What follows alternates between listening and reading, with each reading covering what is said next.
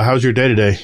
It was slow. It was slow at work. Oh, that's good. That means... Did a lot of customer care calling and people not doing their jobs the right way. And dude, a couple of things for me today.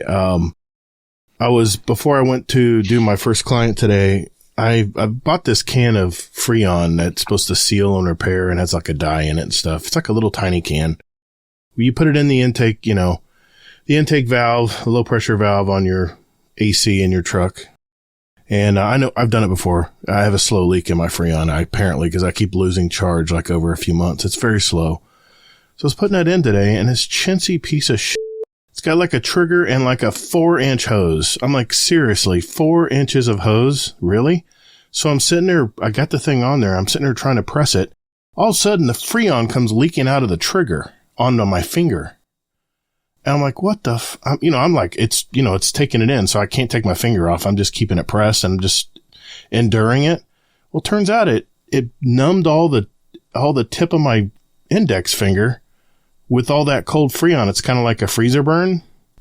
Now my finger... Careful, you get some frostbite doing that. Well, it's not black. It hasn't changed colors. It's just numb, where I don't know. But hopefully that turns out okay.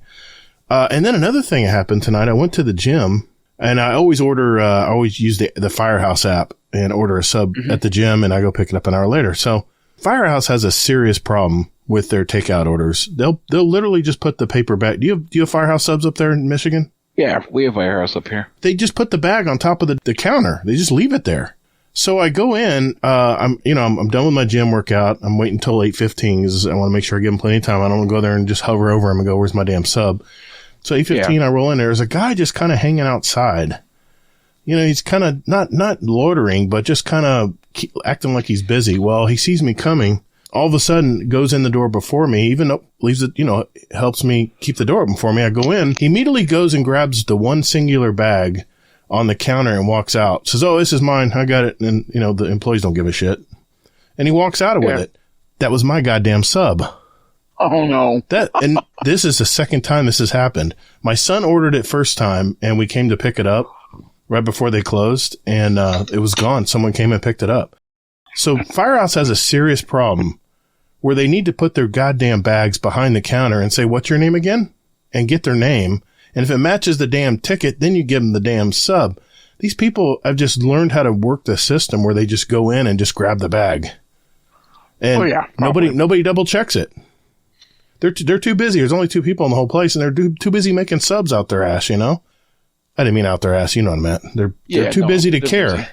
But goddamn, man, she's real apologetic. I'm sorry, that guy, I think someone already took your sub. I said, it was the guy in front of me, wasn't it? I said, he was acting really weird outside. And then he rushed up to the counter as soon as I walked in. He's done it before, obviously, because he was very smooth about it. I was just like, son of a bitch, that's the second time it's happened to me. Now, the first time, they were closing, so they couldn't make a sub. They were already closing up for the night when my son came to pick it up. They said, well, you need to call the manager in the morning and he'll give you a free sub or whatever. Oh, no. Well, my son kept calling and calling. He couldn't get the manager to get on the phone, so finally just gave up. So I'm like, you know what?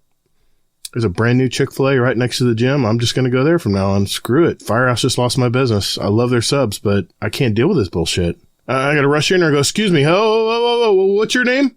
Where's your ID? Let me see your ID. Am I supposed to police this shit? Yeah. It's just irritating shit like that, man.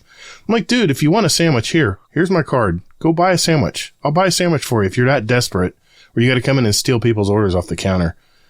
They used to have it near the door. They used to have like a wood rack. They would just put everything near the door where people just walk in and grab it and run out. It's just stupid as shit. They must just get killed with shrinkage, man. I'm sure they do. I mean, it's hard. We all end up paying for it, though. Deliveries and stuff. Yeah, we do. Yeah, it just gets tacked into the price. It's just, God, man, there's some really hard up people out there. I mean, if you're hungry, man, you want a sub, just tell me, dude, can you buy me a sub? I'm starving. Like, dude, yeah, no worries. I'll get you a sub. It's $10. It's no sweat off my back. But don't come in there and take my goddamn sub. Anyway, I feel like Rodimus tonight. Shit. What the hell's going on here? You ever wonder what makes a great gamer? Great gaming is not only about cheering on our teammates, but also being there to pick us up when we're down. Guardian down. Have you ever played Destiny with a fellow Guardian and thought to yourself, I wonder what their life is like? Questions like these spark conversation, friendship, and community. We're a Destiny 2 podcast that focuses on three things: community, news around the gaming industry and Destiny 2, and thought-provoking topics in the game. We're Guardian Downcast. Your stories, your community, your destiny.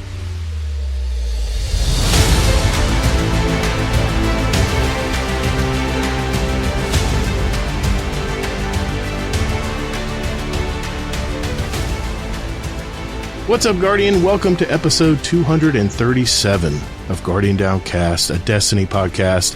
I'm your host, Todd the Gator, and I'm a Day One Guardian who loves gaming and the Destiny franchise, and we sit around here and talk about it. In this episode, we ask, have you been farming that glimmer? Because I have. Anyway, well, today I have another guest co-host show, and this guy's opinions are sometimes a little blunt, but you can always count on them being honest ones at that. He's launching a new podcast as well, which we're going to talk about later. All I know is that he hates extra channels in the Discord. Yeah, you have too many. It's our 2022 speedrun champion and longtime community member. It's our friend, Rodimus. How you doing, man? Good, sir. How are you? Yeah, I'm doing good. I just got back from the gym. Someone stole my sub that I pre-ordered on the app. I did get it free, by the way. I did. I had points, so I got the sub free, which I guess made it. They just made me another one, but man, anyway, I can go down a rabbit hole, but I won't. At least they took care of you. So. They did, and actually, they said, "Hey, you want to grab a chip or a drink on us?" I said, "Well, I actually ordered chips." So anyway, that's neither here nor there. In today's show, we'll of course catch up with Rodimus, see what he's been up to lately, and I'll also ask him about his new podcast that was just released this week. We'll be discussing the latest TWAB blog from Bungie, and a somewhat controversial topic of the week may come up as well later in the show. As always, we'll answer questions from our community, and then before we go, I'm going to have another short lore reading from the latest 6th book of the Grimoire Anthology. I'm really enjoying this book. But if you ever wonder what actually happened to Osiris on the moon when he lost his light, well, Sagira does, and we hear her story, and I'll talk about that later tonight. We're going to add some music to our Guardian Downcast show playlist on Apple Music and Spotify. The links will be down in our description down below. And then finally, another Scumdesk Corner. So without further ado, let's roll.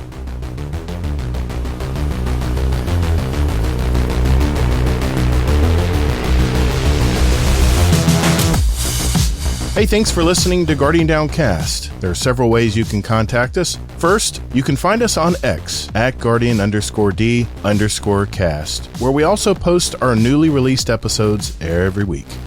Or you can find us on Instagram at Guardian_Down_cast and see what pics our podcast guests want to share with you guys. We have a brand new website. Just visit GuardianDowncast.com, where you'll find all of our contact info, leave us a voicemail, give our show a rating and review, search for any episodes, or even give back to our community. Also, don't forget to sign up for future updates to the show, where we'll also have some random drawings throughout the year, and you may win a gift card or even some GDC merch. You can also follow our Guardian Downcast shows song playlist on Spotify and Apple Music. We post those links in our show description every week, so you can follow along with us. And finally, you can send us an email at guardiandowncast@gmail.com. So check us out, and later, Guardian. Well, Mr. Rodimus Prime, what have you been up to, man? By the way, just for those who may not know who you are, and if you don't, I mean, come on. What are you doing? What are you doing with your life? Search for Rodimus Prime in our GuardianDowncast.com site, and you'll see all the shows that he's been on in the past. So check that out as well. A couple round tables. Yeah, we've shows. You've been on a lot of shows, man. You have a really good knack on shows. You got a good podcasting personality and voice. I like it, man. That's why I asked you back. Like the bullshit. I know. I like bullshit. I'll be honest with you. I like bullshitting. That's my thing, man. So. But for those who may not know who you are, what do you do? Where are you from? And what are you about, man? I am from the great state of Michigan, said no one. It is a balmy 30 degrees right now. So it's not bad. It could be worse. Yeah. It could be in the sub-zeros like it was last year, so I can't complain there. I'm a supervisor at a big box improvement store. Not the orange guys because they're the devil. So if you don't shop them, shop the blue guy. And I'm just kind of doing my thing. Kind of reinventing myself as a person. About 8 months out of my divorce. Kind of just doing my thing, doing what I want to do finally. So, and hanging out with my daughter. And I was just going to ask you that. And we've been doing a lot of stuff with Cub Scouts and just, we play a lot of board games together. We play Uno. I don't let her win. You got to teach them young that they can't win all the time. You have to do that, man. It's a dad's responsibility. There are some times she does legit beat me. Okay. So I don't, and we play the game of life a lot, and she's getting better at that. Nice. We recently, she got Battleship for Christmas, so we've been playing that, and she's starting to learn the secrets on how to play that now. So she's catching up pretty quickly. That's good. But you never let them win though. No, she has played a little bit of Destiny. I let her run around the EDC. She does shoot a bunch of things. She doesn't really do the quests or the bounties or anything like that, but she enjoys running around and shooting things. So it's a step. That's good, man. You're guardian in training, man. I gotta love it. She's probably getting used to first-person shooter, perspective too. That's always good. Well, she's getting used to the mouse and keyboard. Oh, wow, even better, man. I don't do the controller, so I just do. Oh. But it's weird because she's left-handed.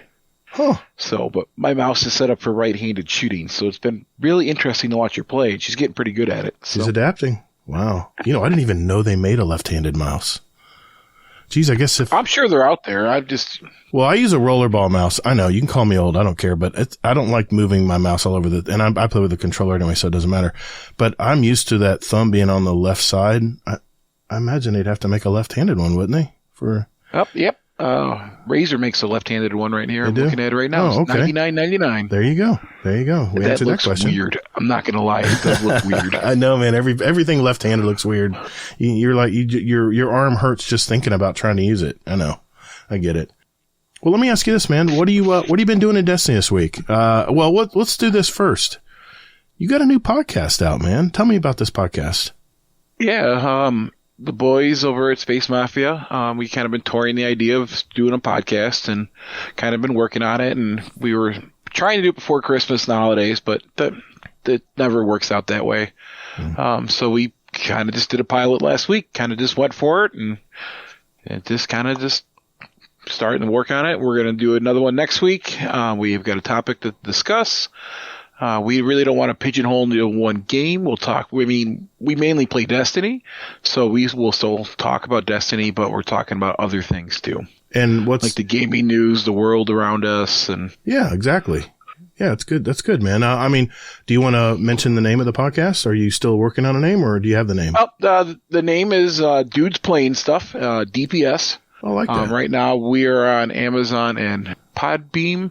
I am still working on trying to fight with Apple to make an Apple ID because it won't let me. And working on getting verified for Spotify. Thank God you only have to do that one time. I use Libsyn. It's a web host. It's a podcast hosting company, and they do a lot of it for you. But Apple's one of those companies you have to go right to them and kiss the ring. And it's a pain in the butt, but it is what it is. Once you're in there and you're good. But, it's funny. Most of the listens I get on my show are from Spotify. I thought it was Apple, but Apple's not king anymore. Spotify is taking over, man. Well, it's funny because Spotify, I think, is going to claim bankruptcy here soon, too. So that's crazy, man. They make no money. They don't make any money at all. Yeah, they're trying to figure out how to. But the problem is they offer free podcasting hosting services. You got to make some money, man. I mean, they basically bought or were behind that free podcasting hosting service. What was it called? Anchor, where you could do a podcast for free. You upload the files and everything. And at first they got in trouble because people were like, wait a minute, do you own this content? Because they would have to I don't know the interior of what happens, but they basically change the file where you can't get it back. It's really weird stuff, man. But no, I mean, when you do a podcast, you have what they call an RSS feed. It's like your stream key. Wherever you put that stream key, that your stream pipes to that platform. It's the same way with a podcast. You have this RSS feed that you use, and that you put that in, and all of a sudden these apps look for that RSS feed. And once you register with them, then they'll look every so often and pick it up. It's kind of cool how it works. But anyway, well, I actually listened to the show last night. I was grinding some Destiny out and getting some of my wish tokens done. And dude, I liked it. I really enjoyed it. Everyone had a great personality. They all had good sound, good mics. They all, we all went around the horn. No one talked over each other. I thought you guys were very professional last night, man. It was really good. Yeah, we're still working on it. We're going to, the next episode, we're going to change some stuff. Obviously, as you know, you change as you go. You have to figure out what works, what doesn't work. And so we already got some stuff we're going to change for next week. We will have a new top 10 list. I love that top 10 sandwich list. And I didn't know it was ever changing. I thought that was just like for the year that everyone voted for it. I didn't know it was in real time.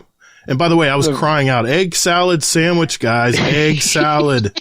Come on. Do you guys eat sandwiches? Really? But tuna no, fish. They seem to enjoy it. I want to be something different. I like it. I don't want to be part of like having the mass amount of songs and dealing with that. Yeah. And the song list whatnot. is something. So yeah. Something different, something unique. I've always liked Family Feud, watching the reruns and Steve Harvey and stuff. So I love kind of got it from that. Yeah, my wife says I have an obsession with Family Feud. I get on my Family Feud binges where I'll let them add up, kind of pile up in my my recorder. I've YouTube TV, so I can record for anything for 9 months. They'll hold anything.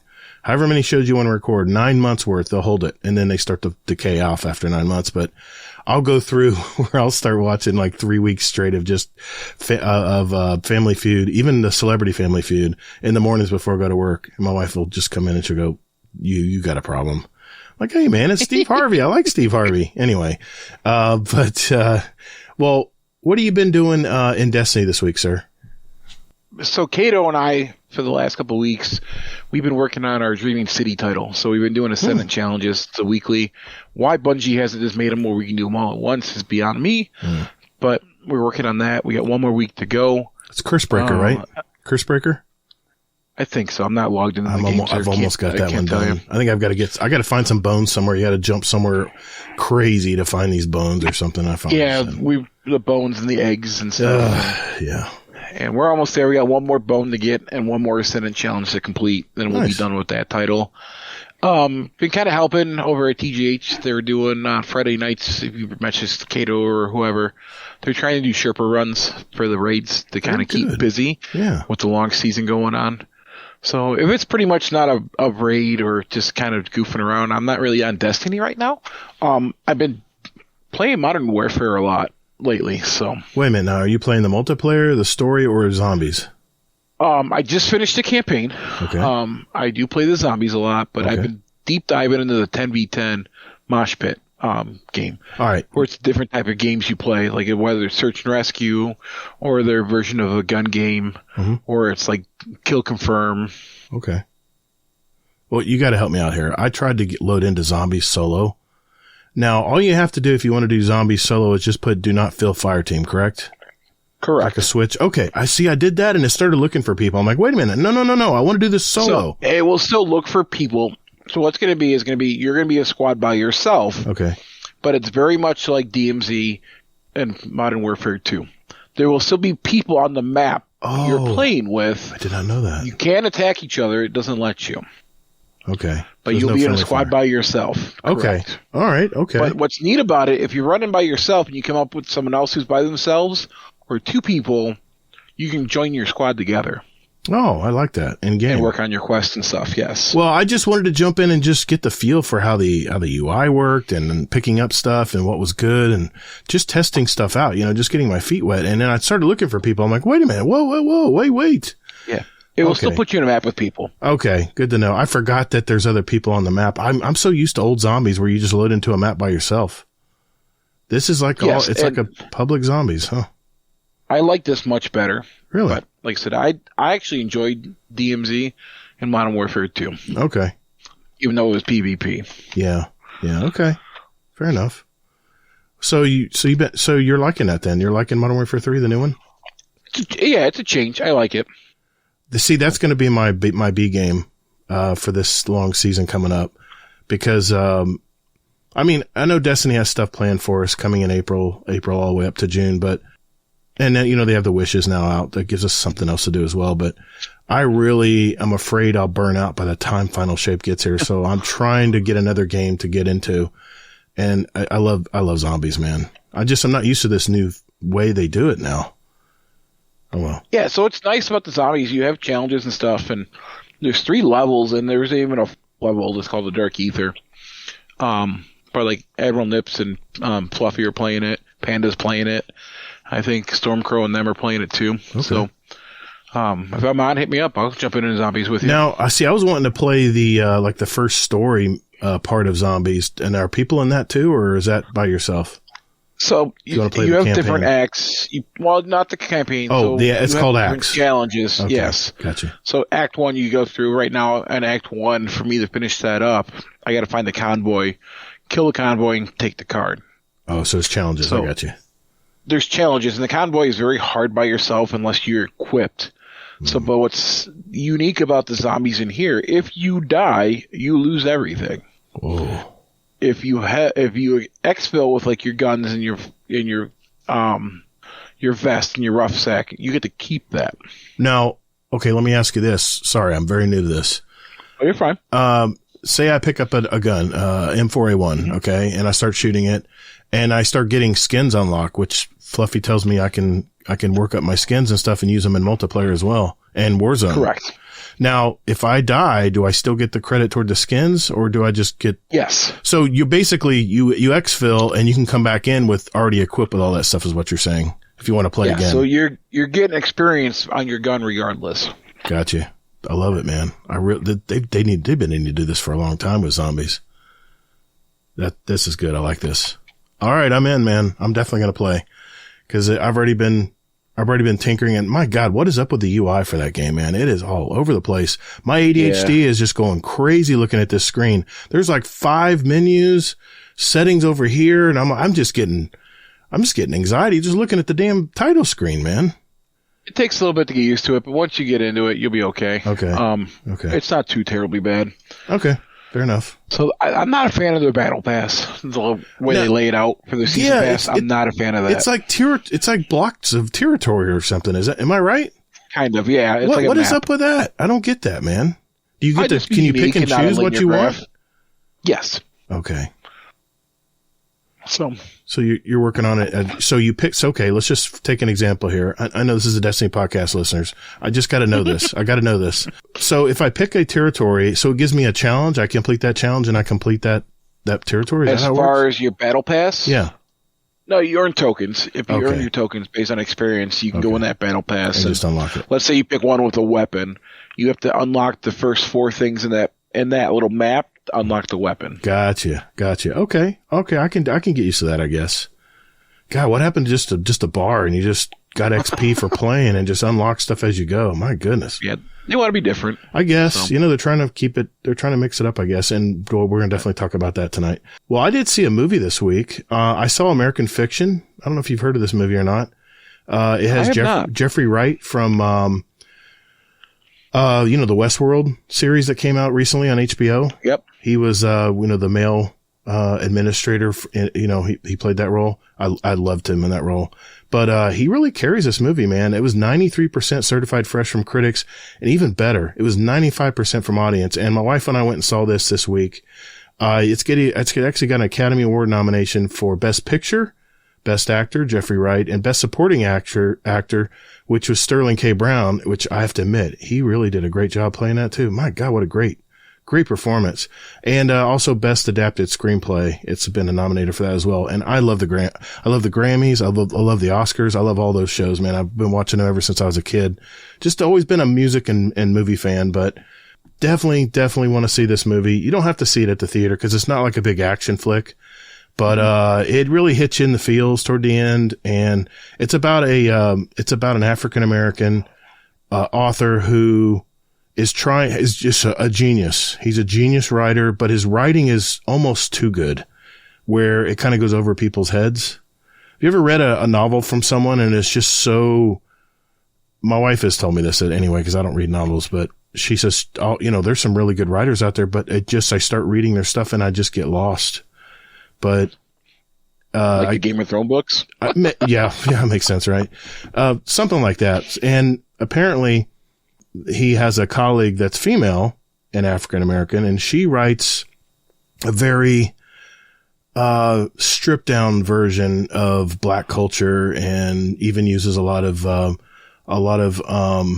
black, slangs and stuff in her book. And he's just baffled why these books are doing so well.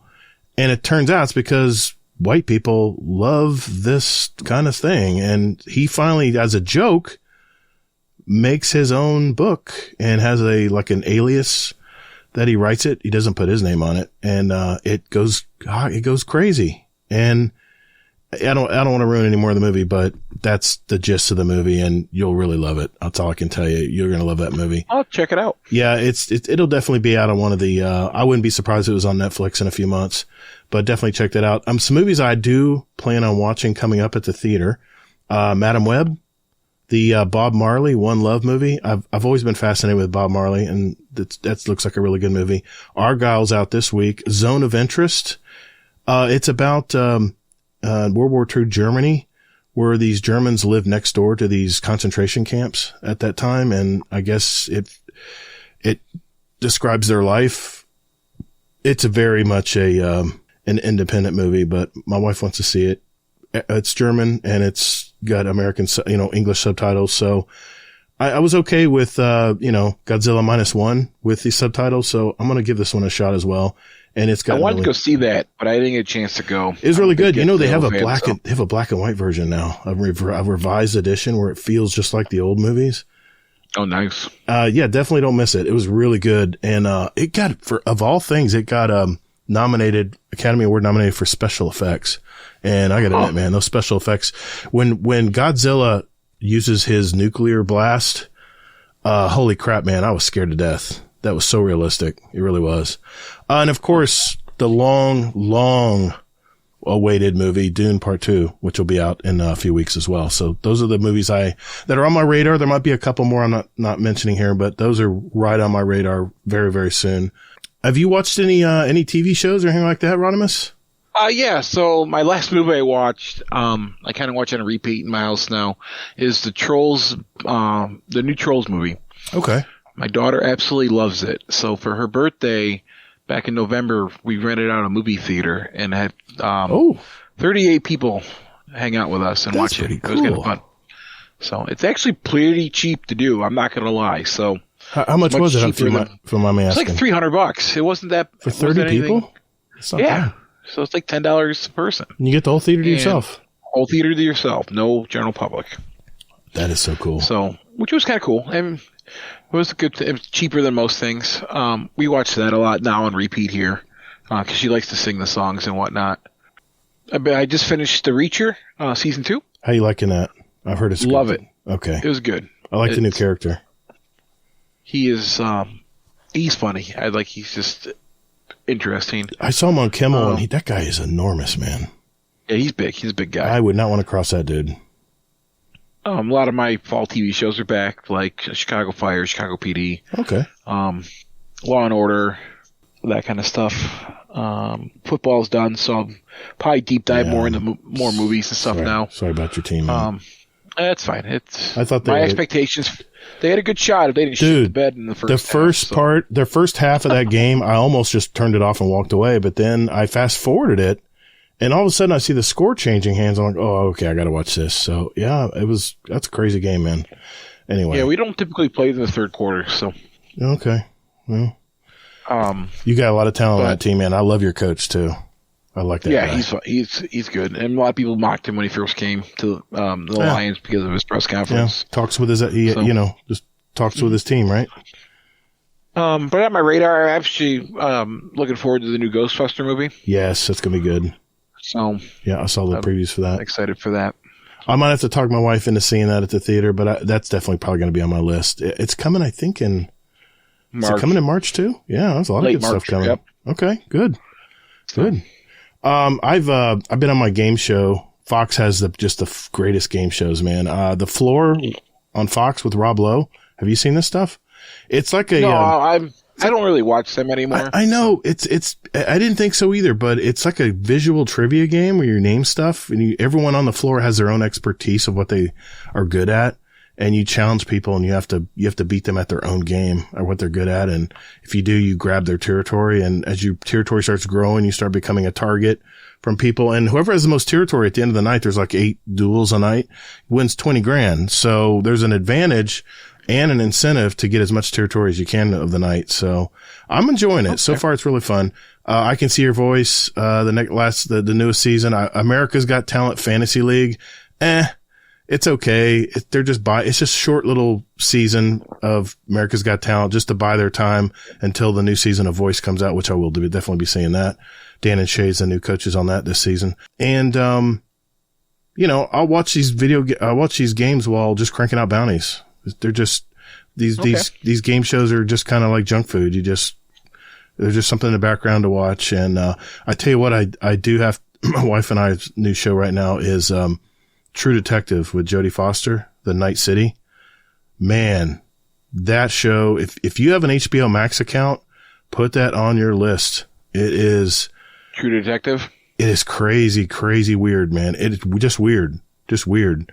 Think of Paranormal Activity meets and I don't like Paranormal Activity stuff, but Paranormal Activity meets Alaska.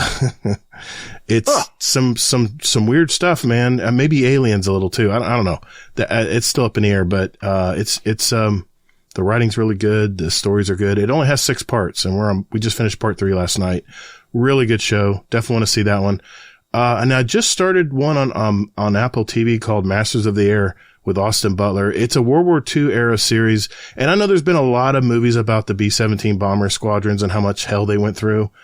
Because the U.S. would do daytime bombing and the English the British would do nighttime bombings. And they would always, say, you guys would get a lot less casualties if you just bombed at night. Well, we were like, we're doing more precision bombing. We want to make sure that we, destroy factories and ball bearing plants and stuff. And anyway, it's very realistic. Last night I was watching the latest one and a guy is shot out of, a B-17 bomber and hits the wing of the pilot, Austin Butler's plane, and splits in half. I mean, it's very, very realistic, but, it just shows just the shit that these men went through, in the World War II. So, anyway, that was very good. I think Tom Hanks is behind that. So, he always has, really good stuff. So check that out. And it's on Apple TV Plus. But as far as Destiny, this is a Destiny podcast. I'm sorry, I forgot. I did get my first Wish token. I don't know if it's different for everyone, but my challenge that I had to do is I had to complete 3 public events in the Strand. That was for everyone. Okay, so it's kind of called Core Generator or something. It was real simple, really fast one to do, which was great. Every time I jumped in there seemed to be one going. So it was like the up time for the public event there. I did those 3, and then you have to do like a ton of just activities around Dreaming City. I will tell you this. I did patrols, like kill anything patrols, and then I'd run down lost sectors. You get 7% for every lost sector run, by the way.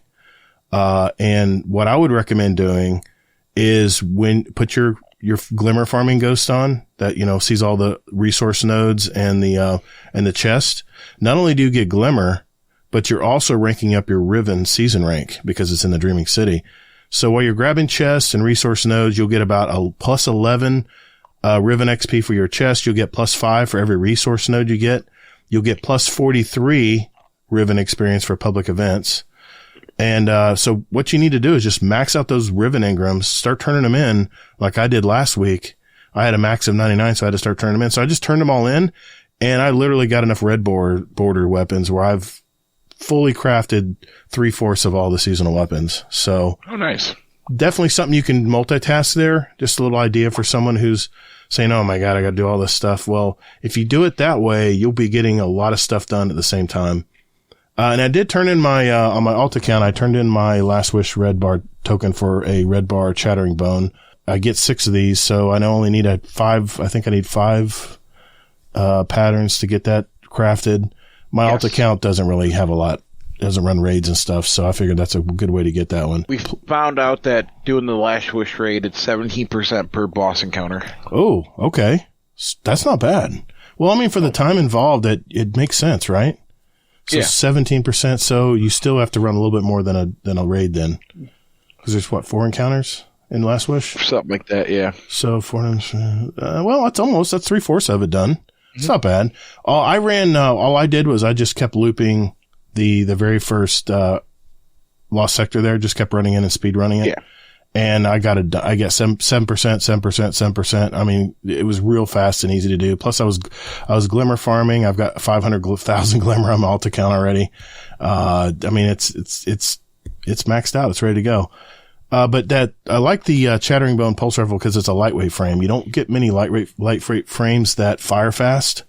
It'll add 20 to your mobility stat when you're using it. So it's really good for Crucible if you need good strafing speed, and the higher your mobility, of course, the faster your back and forth strafe speed when you're aiming down the sight. So, but I plan on getting the remaining red borders on my main account because I need a few more transfigurations. I want to get the age-old Bond, the high impact auto rifle. I only need a few patterns for that.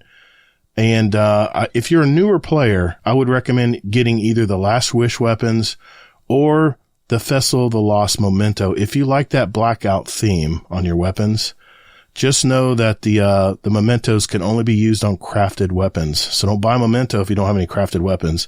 And don't waste your time on the exotic armor, because you can go in any Legend or Master Lost sectors and even that special public event on Neptune, and you can crank out a knockout list of any exotic armor. As long as it's the leg day or helmet day or whatever, just got to make sure what day it is and what Lost sector it is. But you can easily grind that throughout the next few months. So don't waste those wishes on that. Either get that Lost Memento, because you can't get those anymore, or get Last Wish weapons. There's some really good weapons in there, especially if you're a new player and you're looking for a really good weapon. Almost all of them are good. Even the Apex, the new Apex rocket. Was it bipod or is it, let's see, it's Apex Predator. Yeah. I think that what you're looking for on that for Godroll, I think was it bipod, and there was something else that generates ammo. I'm running Reconstruction. Switch. That's it. Bait and switch. That's it. Reconstruction, bait and switch. That seems to be for boss DPS with the Galahorn, that seems to be the meta right now. So that if you get that to happen to fall for you, then lucky son of a bitch. Anything else, you've been doing, Rodimus? I did get my alt account Iron Banner emblem when I finished, Iron Banner before it went off on Tuesday, and tomorrow, Saturday, I'm going to be running a Crota raid with some of the community as well. Other than that, that is all I've got on the slate for this week. Yeah, I signed in, got the easiest title of my life, and on Tuesday. And what title is that? The Moment of Triumph title. Was it that easy, really? I just signed in and click this box, and I was done. Really? So, yeah. You got all of them done? Yep. I haven't even logged in on my other account. I'm trying to get my season pass unlocked fully for my alt account. 26 out of 26 done. What? Yeah. Wow. That is crazy. You open your chest and I've been running out of coils to get the coil. So I'm I have my title for the season 2. Oh, wow. So I'm done with that. You're way ahead of me. So, okay. Yeah, I'm still working on the title. Yeah. Very nice, man. Well, I don't have them all done, but I had the title, so I don't really have to do much more if I don't want to. So I like it. So, you only need 5 to get the t-shirt, so. Yeah, no, absolutely. The only thing I need to do is I got to run a Root of Nightmares and a Ghost to the Deep if I want to buy the patch. Okay, gotcha. So. Wow.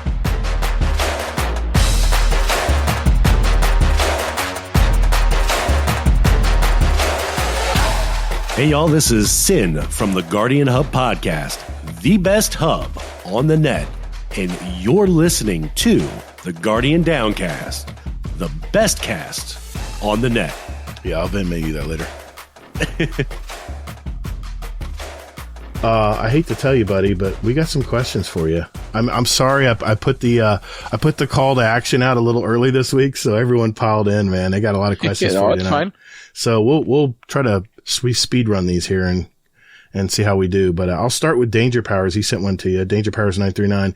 Question for leader of the Autobots. Aren't you glad Optimus Prime kicked rocks and you are now in charge? Absolutely. But unfortunately, Hasbro decided that was a bad decision, and they were losing money not having Optimus Prime on their cartoon. So they had to bring him back from life. Oh, I see. All right. One of our new members, Song Sword Hero, has a question for Todd and Rod. If they rebooted Destiny again, like when Destiny 2 came out, and they did a vote thing to keep one subclass, what would you vote for and why? I can tell you the one it's not going to be, but go ahead. What? Which one is? What's not going to be? The F and Ice show. I don't care for that. I love the Ice show. I love the Ice show. No, thank you. It's annoying when I do PvP. I know. Stasis Warlock. So, jeez. When we did scrims over at BBL the other couple weeks ago, so they were hating my turrets. Yes, I'm that guy. Okay, definitely that guy.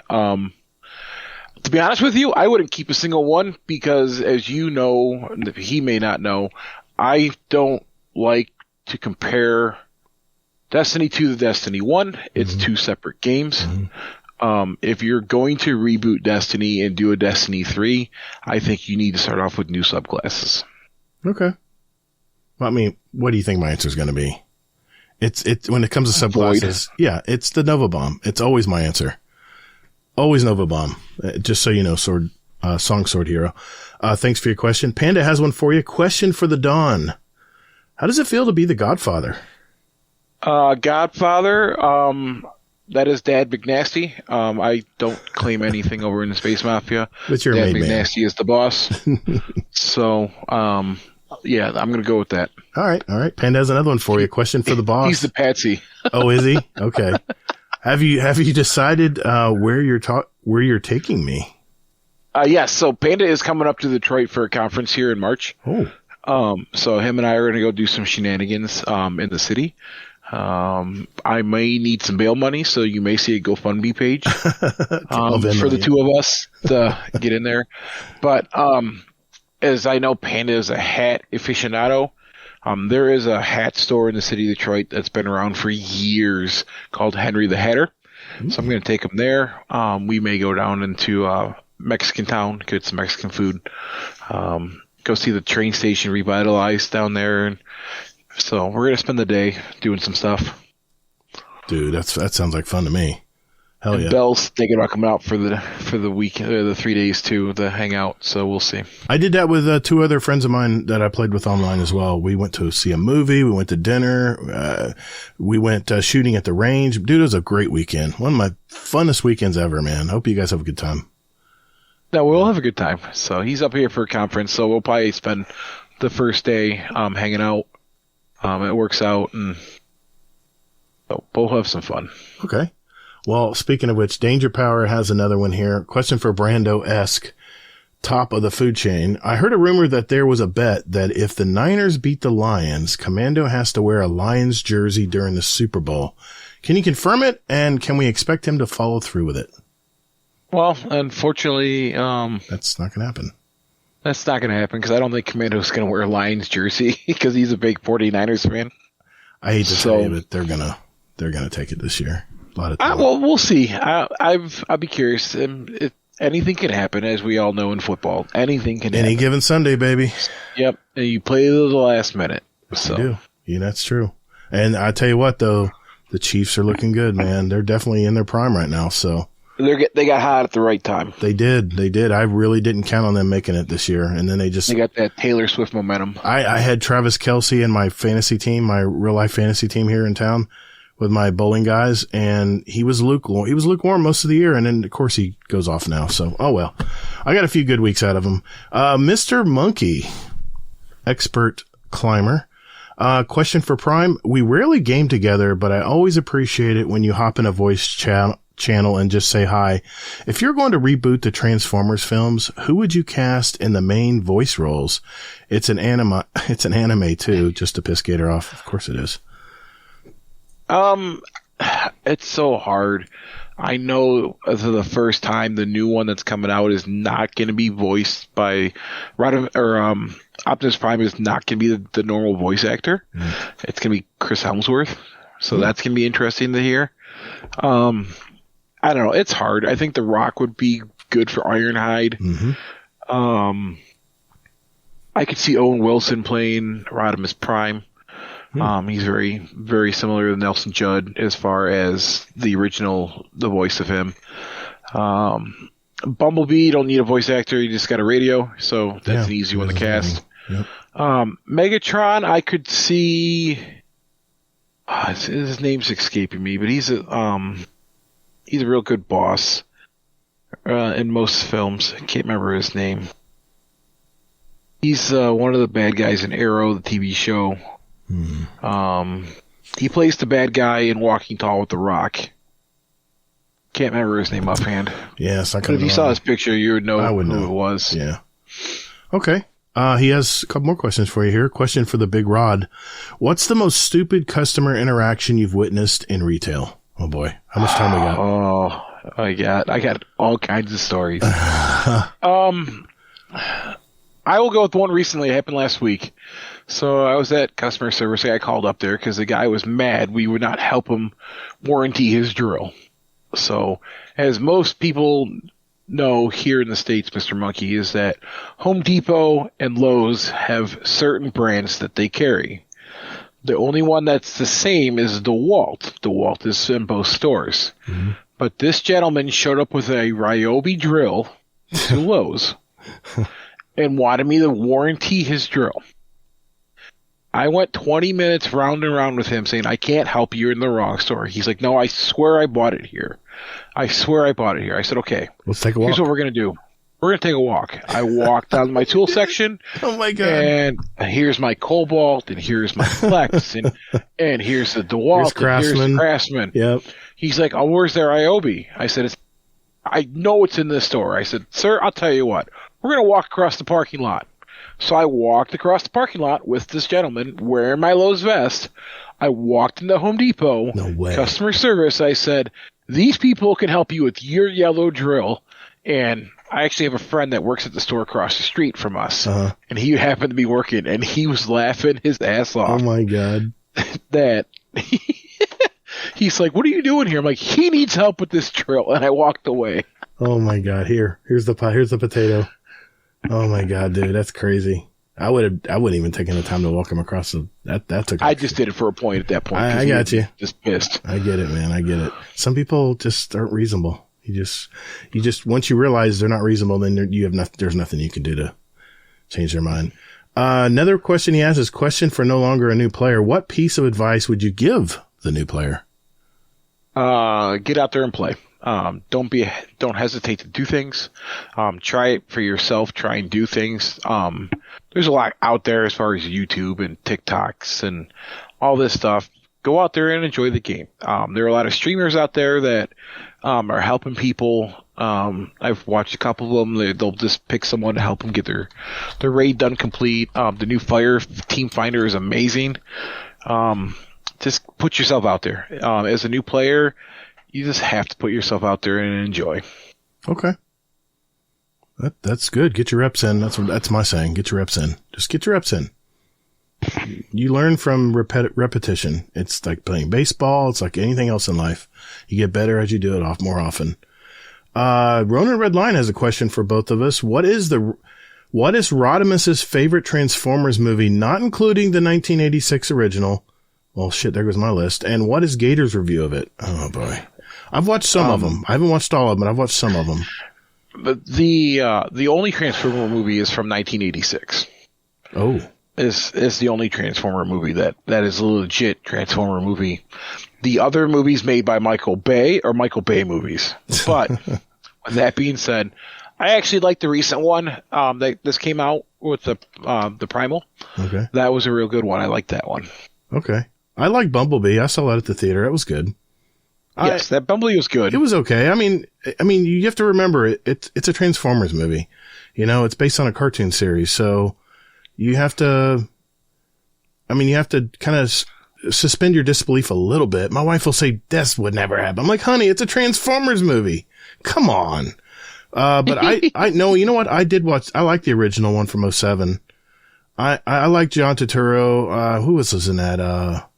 Megan, of course, Megan Fox was in that. Megan Fox, yeah. Shia LaBeouf, yes, I remember, that's right. I don't know, I liked it. I thought it was good. The latest ones, honestly, I haven't watched a lot of the latest ones. Have you seen the new Rise? Have you seen the new one, Rise of the Beast? Yes, that's the one I like. I actually like that one. Yeah, that one's good. It's a pretty good story. It's not a Michael Bay film. Yeah. Okay. It's a sequel to Bumblebee. Oh, okay. Okay. I might. It's the same universe in that movie series. Streaming. See, I usually watch these movies on streaming services because my wife just doesn't want to see them at the theater. And, happy wife, happy life. That's the way it goes. And, I don't know. It's, I need to catch up, I think, I watched Bumblebee, but I don't think I watched the 2017 one. I don't think I watched that one. I might have. Shit, I don't know. I watched. I mean, for me, a lot of them are a lot alike, but it's the same kind of story. But I don't know. I like the original one. It came out in '07, and I need to watch the newest one because it did look good. And my God, I'm all about special effects, and they seem to get better and better at it every time. So yeah, I'll probably see that one once it comes out in streaming. Let's see. Monty Money. Question for Rod and Todd. If you could sit at a dinner table with any three celebrities, which one would you choose? Oh, that's a good question. That is a good one. You can watch Rise of the Beast on Prime Video, by the way. Prime? Good. I'll put it on my list. It might already be on it, to be honest. I got to think of that one. Okay, I can tell you right away, Keanu Reeves. I mean, come on. Keanu Reeves, that's number one. Number two would be... For you, Lawrence Fishburne? No. I would love to sit next to Demi Moore. I mean, that's showing my age, but she still looks good, man. Still looks good. Let's see, who else? Who would be my third? I would probably say... Now, this could be alive or dead, right? I'm assuming? Yeah, we'll go with that. Sean Connery. Those would be three off the top of my head. I'm sure I could revise that as I thought more, but just off the top of my head, that's what I would go with. I would have to go with the Duke. Mr. John Wayne. Okay. That would be interesting. Robin Williams would definitely be one of the ones I would go with. Favorite comedian of all time. Yep, I love him. I was so His sad movies when he were even died. better. Oh, I know. Yes. His stand-ups were amazing. Oh, I watched him back when he was live in San Francisco back in the day. I mean, he was huge. He's the king of improv, dude. He really is. Yes. I would say probably it's tough because like Eddie Murphy's a good pick. Yep, that's good. Jim Carrey. Mm-hmm. There's all kind but I would have to probably go with Robert Downey Jr. Yeah, he's an interesting dude. He's been through the gambit. You look at him and what he went through in his life, and he was pretty much casted off in Hollywood. Yeah, he was. To come back and do what he did with the Marvel Universe is amazing. Yeah, it's really good. Yeah. I mean, my God, man, I've known him ever since he did teenage movies. So, back in the 80s. Mm-hmm. From Alexandra, or Alex, question for Rod and Todd. If you only had one more chance to do a raid run ever, which one would it be? I can tell you which one it would not be. Okay. It would be, I will not do Root of Nightmares, and I will not do Vow of the Disciple. See, it would be Vow for me, because Vow was probably my hardest raid to learn. And I could care less that about last that raid. boss fight is epic. That would be mine. I'd say Vow, because it is one of the harder raids, and if it's my last one, let's go out with a bang, right? The more and more I've been playing it, I've been enjoying Last Wish. Yeah. It's really good. But I will say King's Fall has my most raids I've done. So I do like the King's Fall one. Okay. So we'll go King's Fall. Right. Final answer. Zombie Ops has a question here. I'm sorry, Zombie Pops. My God, man, I've been saying it wrong the whole time. I'm so sorry, dude. Zombie Pops. Question for Rod and Todd. That seems to be the rhyme tonight. Favorite cartoon excluding Transformers? This is easy for me. There are so many. Why don't you go ahead? It's the OG. It's Scooby-Doo, man. I've watched Scooby-Doo religiously every day after school. And I'd always wanted to know who was behind the mask. Who was behind the mask? Again, I'm showing my age, but Scooby-Doo is probably the all-time best cartoon for me. Yeah, that's a good choice. I wasn't a real big fan of Scooby-Doo.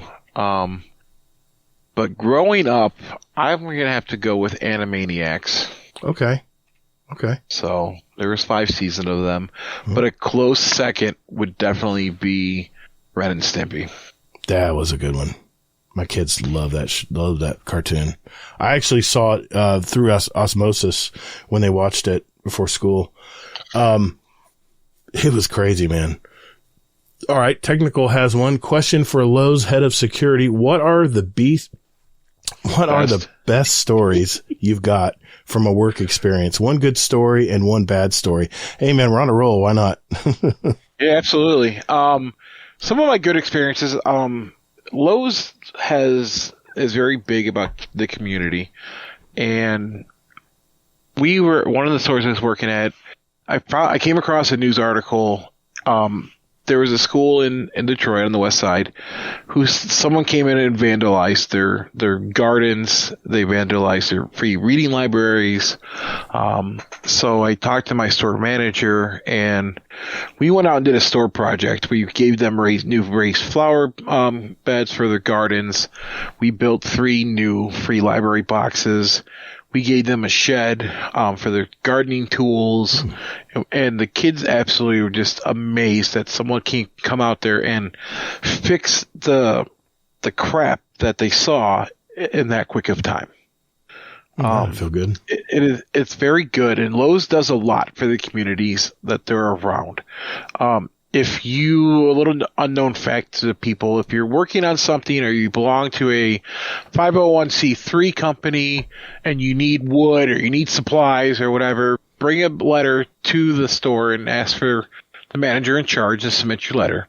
You may only get a couple things, but they do a lot. They do have budgets to help the communities that they're in. Very nice. So, yep. And let's pull from the archive, Rodimus. One of the bad ones. So I'm going to have to go before my time working at the retail. I worked at Joann Fabrics for 13 and a half years. Oh. So it's a little unknown fact. But I've always been a firm believer in a manager. I will never do anything. I will never tell an employee to do something that I would never do. Okay. So there was this old lady, and unfortunately, she did not make the bathroom, but the bathroom was at the back of the building, and it started as soon as she hit the entrance. And it wasn't solid. It was just someone was having a bad day. Gotcha. That's all I'm going to say. So I cleaned up human waste from the front of the store to the back of the store. I think if you worked in retail, I think we've all done that at one point. Yeah. My God. But it was bad. And I just felt bad for the person because sure they were having a bad day. Sure. And she has to walk back through the store to go to the front. So. Yeah. That is, yeah. Okay. I feel like you're like Elmer Fudd. Elmer Fudd has the best mail delivery stories. I think you two could talk and make a book. Oh, probably could. I've been doing retail for, how old am I going to be this month? Dude, I've been doing it a long time 21. Too. I'm going to say it's almost 30 years I've been working in retail. That's nuts. So I got some stories. I definitely know some stories. I hear you. It takes a special patient person to do retail, man. I swear. Better Call Laz. Laz, I got to tell you, man, keep that name. I love that name in our Discord.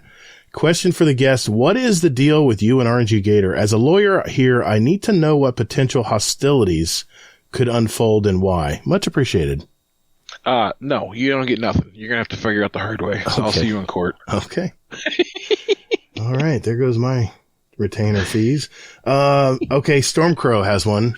Question for Rod the Bod. Now that the Lions have crap the bed again. Are you moving to Ohio? The only way to go from here is up, right? So, no, I'm not moving to Ohio because it's beneath me. Ooh. I'm not going anywhere in Ohio. If I can just go around Ohio, I would, but unfortunately, there are lakes in my way.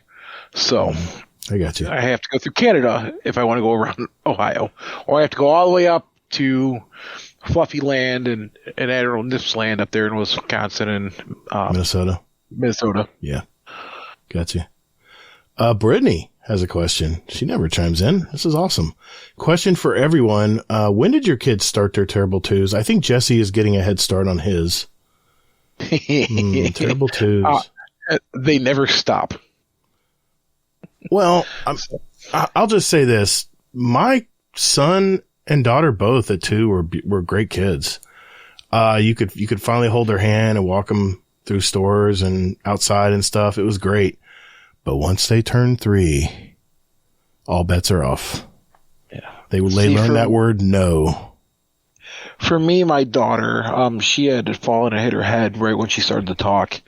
And so she immediately shut down, wasn't talking. So she couldn't really communicate with what she wanted or not. So we had to teach her baby sign language. Okay.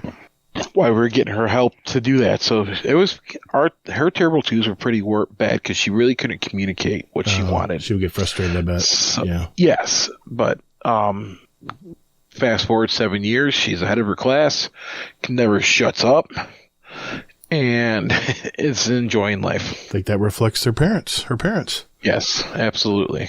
Co-Pilotus Prime question for the best Transformer. What is your favorite thing about Ohio? But no, really. If you had to move to another state, where would you move and why? My favorite thing about Ohio is Dayton, Ohio. The Air Force Base down there, museum is an awesome place to go to if you ever can get there. That's about the only thing that's worth Ohio. I guess they have the Football Hall of Fame and they got the Rock and Roll Hall of Fame. They do. But there's not much more that will interest me in the state of Ohio. Okay. If I could pick any other state, I'd probably go to Tennessee. I would like to go out there. I love that state. Get the best of both worlds because I do enjoy my cold, but I don't need to be super hot either. I don't care for their sports teams, but I love their state, man. It's a beautiful state to live in. Yeah. Tiltimus Prime. Shout out to the hall monitor. Thank you for keeping our halls safe and to a minimum. Not all heroes wear capes.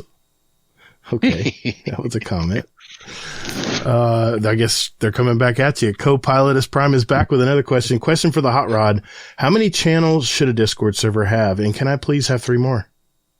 No, you cannot have 3 more. Discord channels would be General Populace 1 and General Populace 2. But it's funny over in the Space Mafia, the guys are tilting the line. They're always they're trying to push, and I tell them you're getting close. I have a number in my head. They don't know what my number is yet, so they're trying to find it. I see. But they're getting close, and they know it. Knows. So I'm sure we'll talk about it. But with this contest coming up, they added a new channel, and they're like, "Oh, we'll delete it afterward." Yeah, no, you won't. Our holiday channel's still there. I know how you feel, man. Tiltimus Prime's back for another one. Question for the Rod of the Toolman Prime. Why are Milwaukee tools so much better than DeWalt? Oh, we may fight over this one. Wait, so DeWalt's are part of my language, a piece of shit. They are owned by Stanley. Well, hold on. Okay. They are owned by Stanley Black & Decker. Okay. And their shit is garbage. So Milwaukee is a much better contractor tool. If you're running a business or you're going into construction, there are perks and there are cons to every tool brand out there. The only pro for DeWalt is that you can get DeWalt anywhere and it's not pigeonholed to one company. True. Where Milwaukee is going to be at Home Depot and Flex is going to be at Lowe's. Milwaukee's been in the game a very long time and will be hard for them to be topped. But there are companies that are making a push to go after them now because they want into that retail sector. A little birdie told me that Husky's made by Craftsman. Is that true? Husky Tools? Yeah. I don't think they are. Okay. I mean, I like Craftsman tools. I own lots and lots of them. Now, Craftsman hand tools, Yeah, like wrenches and are good, but they're not what they used to be. I know, I've heard. They still carry the lifetime warranty. I bought all of mine are from Sears when they were in business. That's how good these tools are. I've had them for a long time. I was on a crazy tool buying spree one year, and I just stocked my garage with tools, and I haven't had to buy anything else yet. So and tools made partially. I have Milwaukee drills and DeWalt drills, and I've got the new XP20s DeWalts. And other than a trigger having a problem on one of them, I really haven't had any issues with them yet. But I don't use them see, my dad uses DeWalt mainly, and he's a contractor, so he uses them every day. They use them as hammers. I mean, my God, they beat the shit out of those tools. And they held up pretty good, but my dad also has Milwaukee tools, and I've seen those hold up just as well. So, I don't know, man. I think now I would say probably the worst tool, not to crap on your customer you had another day. I do not like Ryobi. I've never liked Ryobi tools. They seem cheap to me, but I mean, when you work with tools long enough, you kind of can look at little subtle things on tools and see what is good and what isn't. I will say the DeWalt, when they used to have brushes in the motors, were crap. They would burn out from just sitting. And the new brushless motors are much better. But like I said, time will tell. But the brushless is going to be always going to be better than a brush motor. But food for thought. I am actually a very avid Ryobi owner. Really? Yes. What is? Have they changed their quality? They used to be the cheapest things around, man. They used to sell them in Walmart. Well, the food for thought. The company that makes Ryobi, the Heart line, is the Walmart brand now. Okay. Well, maybe they've changed. Ryobi in the last couple of years have done a lot of neat and awesome things as far as innovation. Okay. But it's also the same company who owns Milwaukee. Really? So TTI owns Milwaukee as their contractor brand. Their Ryobi brand is like their mid-grade brand, and Heart is their like DIY brand. They also manufacture Rigid, but they don't own Rigid. They make Rigid tools for the Rigid company. Gotcha. Okay. So if you see it in Ryobi, you'll most likely see it in Milwaukee at some point. Ryobi is their kind of like R&D department for innovation, because if they can make it work there, they know they can make it work in Milwaukee with a better quality of like materials. Sure. The one reason why I picked Ryobi over all the tool manufacturers when I did my research is that they've never changed their hookup for their battery. It's always been the post. Really? And they won't change. So the old NiCad batteries will work with the new tool, and the new battery will work on the old brand also, the blue brand. You go. We're learning stuff every day. Very nice. I haven't bought a Ryobi tool in a long time, so maybe things have changed since then, because it was a long time ago when I was looking at Ryobi tools, but I have a feeling, like a lot of things, they've probably changed course. Now, they've done some things. So, like, I do a lot of camping with scouts and stuff, and they have a lot of like the camp light. They got rope lights. They got they have a mosquito bug zapper now. They have a lot of, like, I'm gonna say tailgating stuff. So, dude, I love their fishing reels. I love their reels. They make a hell of a fishing reel. So some of their vacuums, their detailing stuff is cool. Their power scrubbers. Okay. I've never had any bad experiences with Ryobi, and the one thing I like about them is their customer service is better than anyone else I've ever had to deal with. Okay, that's good to know too. I had a brad nailer that it had fallen on the ground and broke the tip. So it was still my warranty, and they just replaced the brad nailer. Then no questions asked. Okay. So I like it. All right. Well, maybe I'll take that back then until I try one of their new tools. It's like Ford and Chevy, man. Everyone has their brand that they've used for years. Yeah. And my dad used DeWalt forever, and I used them, working for him all those years. But if you don't use DeWalts like all the time, they die slowly if they sit in your garage. Yes. Well, it's funny because if you think about it, like back in the day, Porter cable was the thing that Yes, it was. Right? My dad had those too. They ain't worth anything anymore. Really? Because they're owned by Stanley Black & Decker. Okay. All right. So, Black & Decker was always the cheap brand too. They always made the Correct. homeowner stuff. So, okay. Well, it's tool time with Gator and Rod. All right. So I can talk tools for days. I can too. If you get Chris 3711 on here, we'll be talking all night because he uses a crap ton of stuff too. Oh God, the non-Destiny questions. We still have 53 of those, dude. I see that. Oh man. Well, you know what? I'm going to push those questions to later in the show when we answer more Destiny questions. So that's fine. We'll stop it there, and then. But you know what we do have, Rodimus. It's time for This Week in Destiny.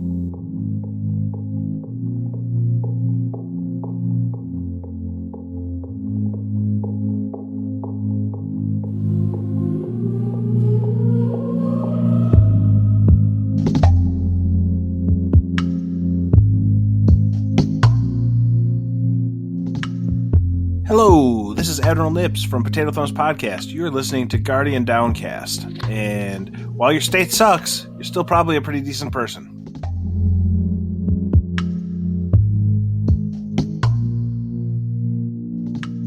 All right, third twid, whatever, of season of 2024. And this week, a little bit of Bungie news here. General Bungie news is our beloved game director for Destiny is leaving. Joe Blackburn is leaving as of next month. He did put a tweet out explaining that Tyson Green will be replacing him in a month. And I looked up Tyson Green on Bungieopedia. It's a fan site. And I was looking at the bio of this guy, and this is all I could find on him. Tyson keeps a low profile. He keeps an eye on the basics. He is much too polite to talk copious smack and isn't very good at it anyway. When he isn't grinding rough edges off some game system, he's usually abusing some other one to produce some surprising filthy hacks. Of his personal gaming time spent in RPGs, that's where he spends most of his time, where he can crunch numbers in search of the optimal. He takes a keen delight in the unexpected and dramatic. He's often found driving a warthog through a crowded hill or trying to incite a large explosion. So that's a little background of Tyson Green. And Luke Smith actually, I wanted to share this. He actually tweeted, we never hear from Luke Smith. It's like, where's Luke Smith? We haven't heard from Luke Smith in ages. Well, when Joe Blackburn tweeted that he would be leaving, Luke Smith chimed right in. He said two things, but in two posts. First, I remember interviewing Joe to join the raid team after Destiny in 2014 and simply hoping after our conversation that other interviewers would love what he could bring to Bungie as much as I did. Thank goodness they did. He also says, I remember Tyson and I working closely during Taking King. He and his teams worked to arrange the game into a giant quest line, and our repeated attempts to itemize the end game and find a home for conspiracy theorists. He said, Tyson is a humble, thoughtful developer and one of the best game designers I've ever worked with. Your Guardians remain in, through Tyson and the Destiny 2 team, incredible hands. So Luke Smith had some nice things to say about Joe and also Tyson, the new game director coming soon. And they just mentioned it in the TWAB here. We'll miss you, Joe. I tweeted out, I says, I'll miss those handwritten notes on his recordings and streams to us. So, good luck, Joe. Whatever you decide to do and whatever endeavor you go to in your career, I wish you the best of luck. You're a super nice guy. Always, thought you've been a great guy. So if you hear this or friends of yours hear this, thank you for all of what you've done for Bungie and Destiny 2. Speaking of Destiny 2, they have some new, ornaments coming, Rodimus. It's based on Commander Shepard, Garrus, Valkyrian, and Dr. Liera Tassoni. They're going to be coming to Destiny 2 on February 13th. So to celebrate this awesome partnership with BioWare, we're also have an exotic sparrow, an exotic ship, and exotic ghost available to all players at no cost, as well as a new finisher and an exotic emote at the Eververse, all inspired by the sci-fi universe where, quote, Reaper means more than a class item mod. So I was looking at this here. The ornaments look pretty good. I will definitely like the hunter one. The exotic ship looks pretty cool. Sparrow and the ghost look okay. But what do you think? You gonna invest in this, Rodimus? I think I know the answer, but I'm gonna ask you anyway. I mean, if it's at no cost, well, it's at a ghost. So I might. I don't know. I haven't decided yet. Okay. The only thing that really appeases me, like I like the Warlock helmet. As far as the rest of the outfit, I don't like. I like the Hunter. It's very Hunter basic. Helm. Yeah, I like the Hunter helm. I might get that. We'll see. But those are not free, by the way. The actual armor ornaments. So I'm sure they'll be their usual $20 or whatever it is per character. Yeah. So, Fireteam Finder.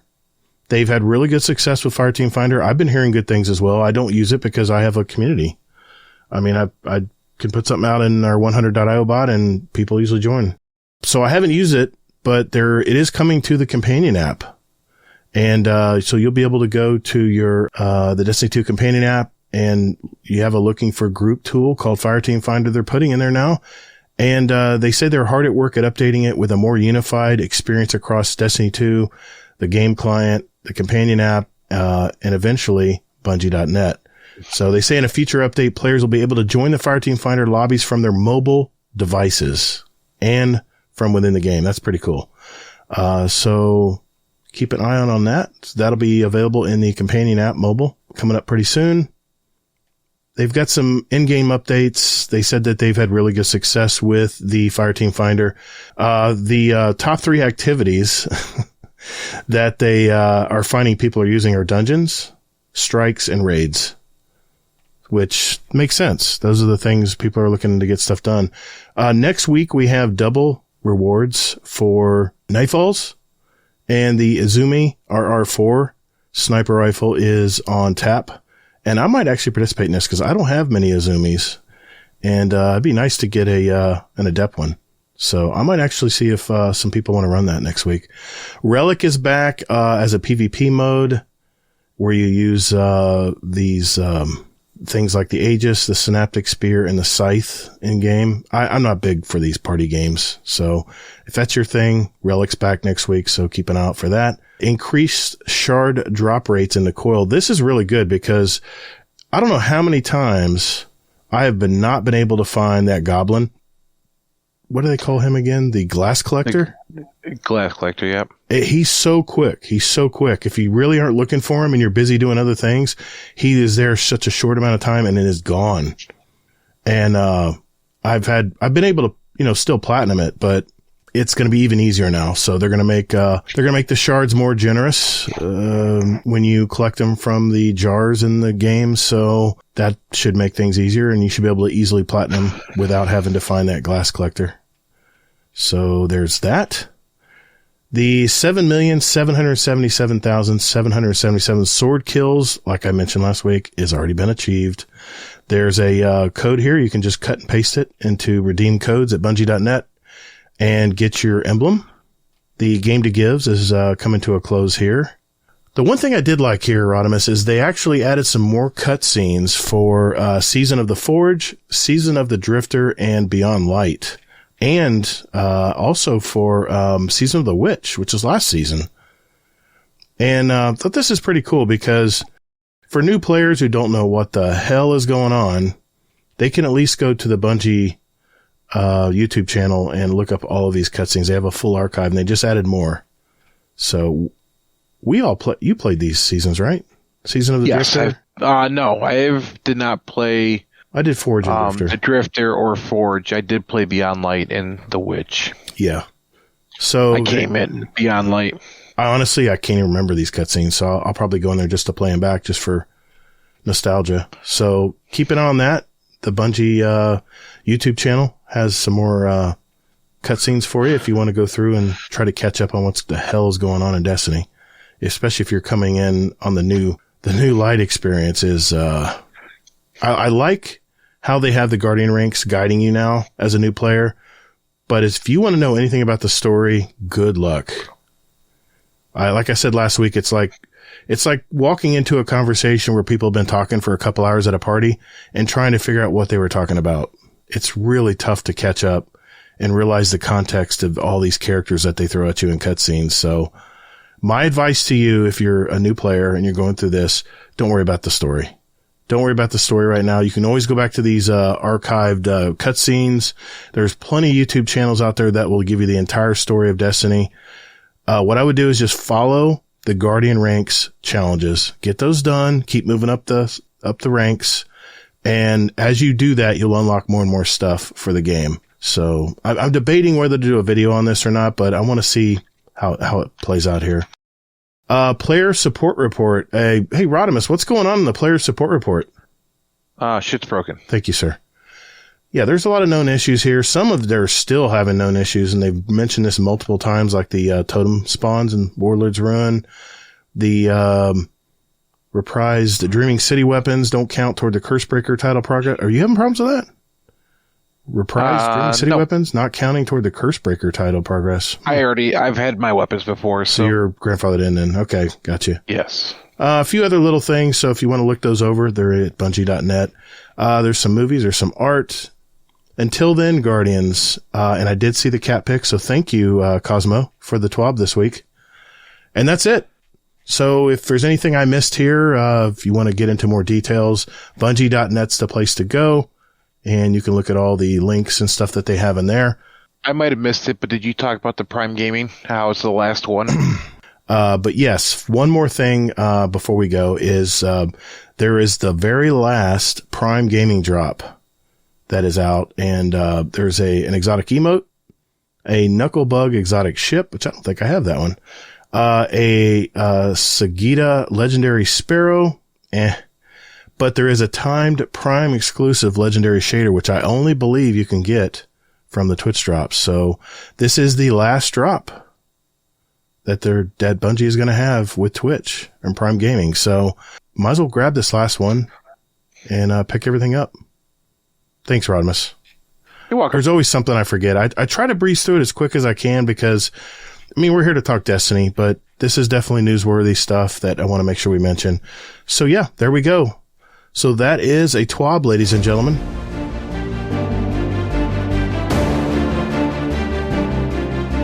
Hey, Guardians, would you like to give back to our community? If you received any value from today's podcast episode and would like to give back, head over to our website, GuardianDowncast.com, and select the Patreon button to see what extra perks and benefits you can get from the several tiers of membership available. If you would like to give a one-time donation, click on our PayPal button and follow the prompts. Our community runs on our membership, and we never accept outside sponsors or advertisers. We're Guardian Downcast. Your stories, your community, your destiny. Hey, Rodimus, I've been seeing a trend lately on YouTube that's kind of troubling me. I've been seeing content creators posting videos with titles like, why are video games not fun to play anymore? Or I'm done, or goodbye, or whatever the case. And I just want to ask the question, why are games seemingly not fun for some out there? And what can we expect for the future of the games industry? That's the question tonight. So, yeah, there's a lot going on in the gaming industry as a whole, if you think about it. Mm-hmm. So, there's a lot going on. Well, let's just look back. Let's look back at history here in gaming, okay? Maybe we're all aging, right? Maybe we're all getting older, and, having kids and families, and maybe we're aging out of games. I honestly don't think that's the case because I'm definitely not young anymore, and I love games. I have lots of fun playing games. So then the question is maybe there's too many games. Maybe it's just saturated right now. Maybe we have too many choices of video games. And again, I don't see that as a problem, having too many games to choose from. But if you think about it, video games have really advanced quickly. I mean, when I first played the Atari 2600 in the early 80s, and I know I'm aging myself here, but I don't care. I was going to say, be careful, you're aging yourself. I don't care. Here, buddy. People know I'm old anyway. I'm very comfortable with that. But, we went from pixels to damn near photorealism now. And if you think about it too, I remember when I played, if you think about it, the best selling game in, let's just say 2000 was Tetris. And then to go 10 years further, the best selling game is Call of Duty Black Ops. I don't know about you, but that's a very much different kind of game and a much more advanced game than Tetris was in 2000.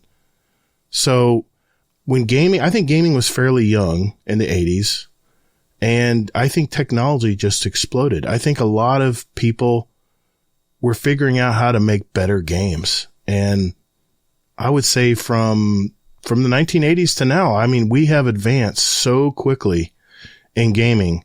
And if you go back to even, say, the early 90s to late 2000s, it was a good time to be a gamer, man. We had Minecraft, we had Fortnite, and a first-time battle royale, which we all know is crazy now.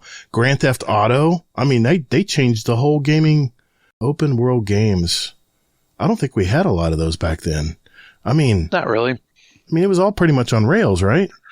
So what I'm thinking maybe is, it seemed like every year there was something better and greater coming out, whether it was Call of Duty or whether it was Minecraft, or, I mean, you look at any games from the early 2000s to 2010 even.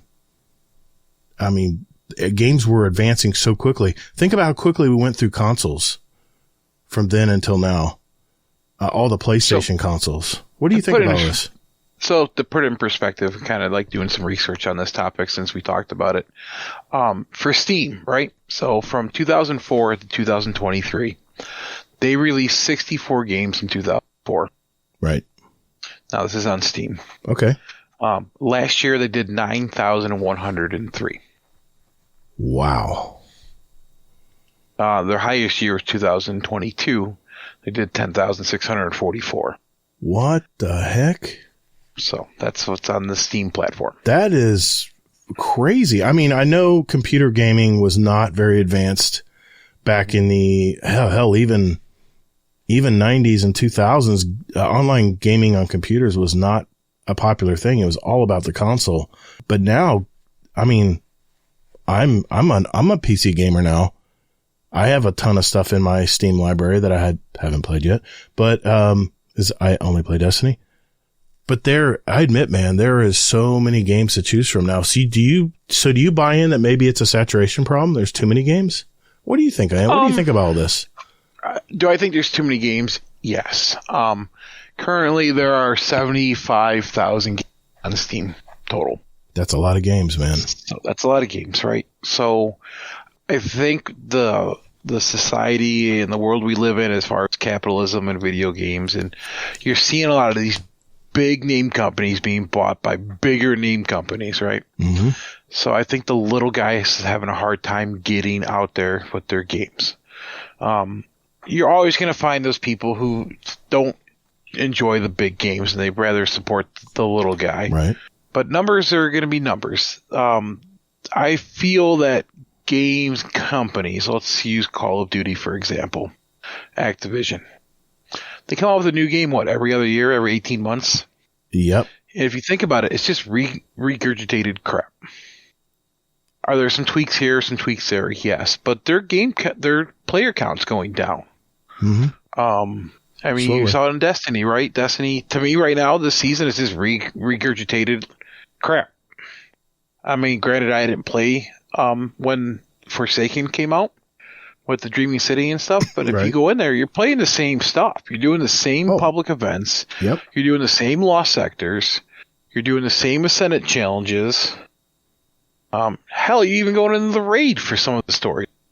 Yep, you are. So even for Coil and Riven's Lair, it's all the same regurgitated crap. Using a lot of the same areas of, which is smart in a way, because it cuts their costs down. But as a gamer, like, how much more are you going to take? So, see, now if we were to break that down to AAA games only, very high production games, let's just take Rockstar for an example. They released 2 major titles from 2013 to 23. In 10 years, they released two major titles, Grand Theft Auto 5 and the Western one, Red Dead Redemption. Red Dead Redemption. Yeah. 2. Exactly. Those are the only 2 games they released in the last 10 years.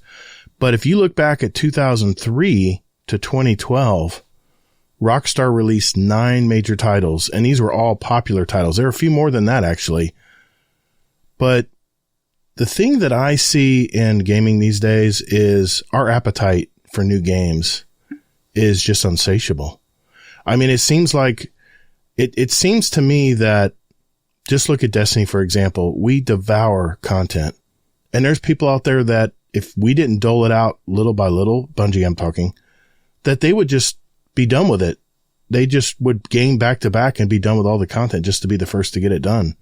I think the disconnect right now is the fact that the developers, because the minimum for a game now is it has a AAA game. I mean, I'm saying AAA game. I know there's a ton of independent games out there, and it's probably what makes up a lot of those games that you just mentioned on Steam. But AAA highly produced games like Call of Duty, Grand Theft Auto, Destiny, CSGO, all these other games out there. It's almost like they're, like you mentioned with Call of Duty, they're just recycling older stuff because it's like we're all waiting on the next big advancement in tech that's going to just push the next era of gaming forward. And, well, let's just think of it here too. Diablo 2. I'm still going to call it Diablo 2. Starfield, Cyberpunk. They were all the rage 6 months ago. I remember the whole population of Destiny almost flocked to these games because it was something new to play. But question, why don't we still hear about these games as much now? Were they one and done games? Were they live service? I think what it is was, we're Cyberpunk. It's a single player game. It's a one and done. Right. So it's a one and done, but we'll get another DLC with it. And there's some stuff you can do. It's very much like the Assassin's Creed games. Right. Single player, great story, great graphics, great storytelling. You're going to blow through that in 20, 30, 60 hours a week. Then you're off back to whatever game you were playing.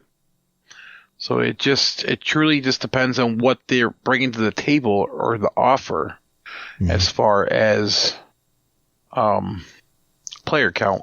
Your live service games will always have their diehard fans that come back and forth. Right. You're going to lose them. You're going to look at how long World of Warcraft has lasted. Yeah, that's a good example. And they regurgitated their stuff. They went back to vanilla WoW to start over. Right. So, and people ate it up. Well, I mean, I'll take Starfield for an example. That was the one game that I actually pulled the trigger and bought because I'm all about space stuff, and I would spend 3 hours on one mission just looking around for stuff to pick up and discover, like weapons and ammo. And I'm always about the resources. I got to get my resources stocked up, even if it's for the wrong damn gun, which I found that out the hard way. But people are saying, Starfield's dead. I'm like, really? Starfield's dead already? I mean, this game only came out at right before Christmas in the fall? And it's already a dead game? See, I don't have the time. Maybe I just don't fit the demographic. Maybe I'm not the person who plays 8 hours a day. I used to be able to do that, but I can't do that anymore, man. There's too many other things pulling at me right now. And anytime I get a chance to jump on Starfield and pick up where I left off, it's like a whole brand new game to me again. But Diablo 2, never jumped into that game. And I know it's a different kind of game, but I just didn't have the time to play it. I don't have the time to play it. And and now what's the craziest, what's the thing we hear about? It seems like every week, Power World. I still don't understand this fascination. I think 12 million copies sold, from Steam. Power World? And maybe that includes Xbox too, because it's on Xbox and Steam, but I don't understand. I don't understand this craze. Can you explain why this is such a great game? People like Pokemon. It's a knockoff of Pokemon, and I guess it's what they wanted Pokemon to get into as far as a survival game. You'd have to ask Native or Sweaty and all them. They're really into it. Not my type of game. I know there's another one in Shrouded that came out. Yeah, I heard about this too. Very similar. That's going there. Well, and from what I heard, Nintendo has kind of dropped the ball with Pokemon, and it's kind of been kind of a lackluster game for years and years now. So, and Pokemon Go, during the pandemic was all the craze, but now who's playing that anymore? So, I mean, there's still people who run out there and do it, but for the most part, people are back inside now. So I guess my question is, are we going to hear about Power World in 6 months? Yeah, who knows? Even the finals. People were talking about the finals just several weeks ago. And I'm looking at the player pop here. It's already dropping. it's already dropping again. So how quickly are we going through these games? How quickly are we consuming this content and then moving on to the next thing? It's almost like we're almost in search of the next best thing. And if it isn't it, we're moving on. Yeah. So like the finals is still a top 25 game. It is. But it only came out a few weeks ago, right? Man. It's been out. Oh, okay. Since it's been a month. December. Okay. So it's been almost 2 months. 7-8 weeks, right? I mean, but if you think about it, though, the finals really didn't have any like publicity. They didn't have any marketing. That's true. So it was more of a word of mouth type game because they didn't have the budget. It's an independent company. They're not owned by like Microsoft or Sony. And yeah. So yeah, do they have a steady studio. Population going down? Yeah, but it will ramp back up. It's fun to play. I won't lie. I actually tried it with native. It was fun. It's a fun game. It's a different type of game, but like your Call of Duty is probably going to be one of your top ones. Even like Counter-Strike is still alive and well. Counter-Strike 2 is still out there. And I think that's mainly because it's a PvP or multiplayer online game. So, and I mean, I even Palworld has eclipsed the populations for that game. It's crazy. It's Grand Theft Auto 5 is still hanging all around the top 10. That's true. It's true. It's an old game. And now 6 is coming soon. Gonna be crazy Florida. And I'm actually thinking about getting it because I played the early days of that game when it first came out. The little dot matrix above the car and watching. Oh yeah. No, I mean I played 5 when it first came out. I've been playing Grand Theft Auto from the original Grand Theft Auto. Oh yeah, I did too. It was always fun I'd always try to, I think we did racing one night. It was a lot of fun. We're racing around a track and trying to farm money and stuff. I mean, there's a lot to do in there, but, I mean, that's definitely an example of one community that has still stood the test of time. But if you look at a lot of these really highly produced games that have come out, they've just come and gone. And maybe that's just the way things are now, but I think here's what I see as the problem going forward here is when near photorealistic games are pretty much the minimum now to get people interested in your game. That is already a high bar for a studio to try to make quickly. I think the problem with, like in Rockstar's case, the few games they put out the last 10 years, I think it's because these games take so long to make. And I mean, look at Destiny is being delayed 6 months. These are really highly produced games. They have big stories. They have big drops, big environments and worlds. It takes a lot of effort to make something that high quality, man. And I wonder if, maybe AI will help with speed on stuff in the future. I don't know. I don't want to go down that hole, but I just was curious if that would, if that'd be the one good thing we hear about AI, right? That actually making game development faster. I don't know if that'll happen or not. But I think what's happening is because Call of Duty comes out and throws out old maps and old game types and just refreshes them or restores them with a new weapon or a new season pass situation like we talked about earlier. I think the reason they're doing that is because nobody's got any ideas, or maybe they have ideas, but they just don't fit the time frame. It takes way too long to put a game out these days. And it's, I mean, making video games is almost like making a movie. You can spend hundreds of millions of dollars making a video game, and if it doesn't go gangbusters and meet a minimum sales figure, it's just like a movie that flops that they invested $100 million into. But I mean, it's a big investment. It's a big investment of capital and time, human resources. And they put all their money in one game and it goes belly up. It could be the whole future of an entire studio. So I think what's happening is games just take so much longer to make now. And that's why, I mean, unless, they released stuff too early, like original Cyberpunk was a mess because they pushed it. They pushed it out. Mess. And it ruined me because I first played it and I couldn't even get out of a doorway in a mission I was trying to play. And, I just put it off to the side and waited for it to get better. And they've made a good comeback. They have. But how long did that take? Awesome. Yeah. Time. So I guess I think that's the biggest hiccup right now, and the reason why people are like, these games are all the same. These games aren't fun to play anymore.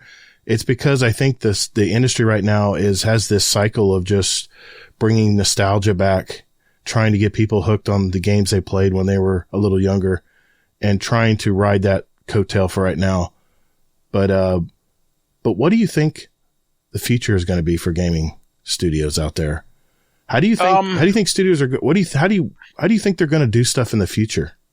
I mean, and that's a loaded question, but it's hard. It's who knows what's going on. If you look at the industry as a whole, where it started and where it came from and whatnot. So like, you have to kind of steal a player base from a different game. So you kind of have to make a game similar to what people are playing. But I think it's the investors are ruining gaming. Corporate. So, like the board of directors, corporate greed.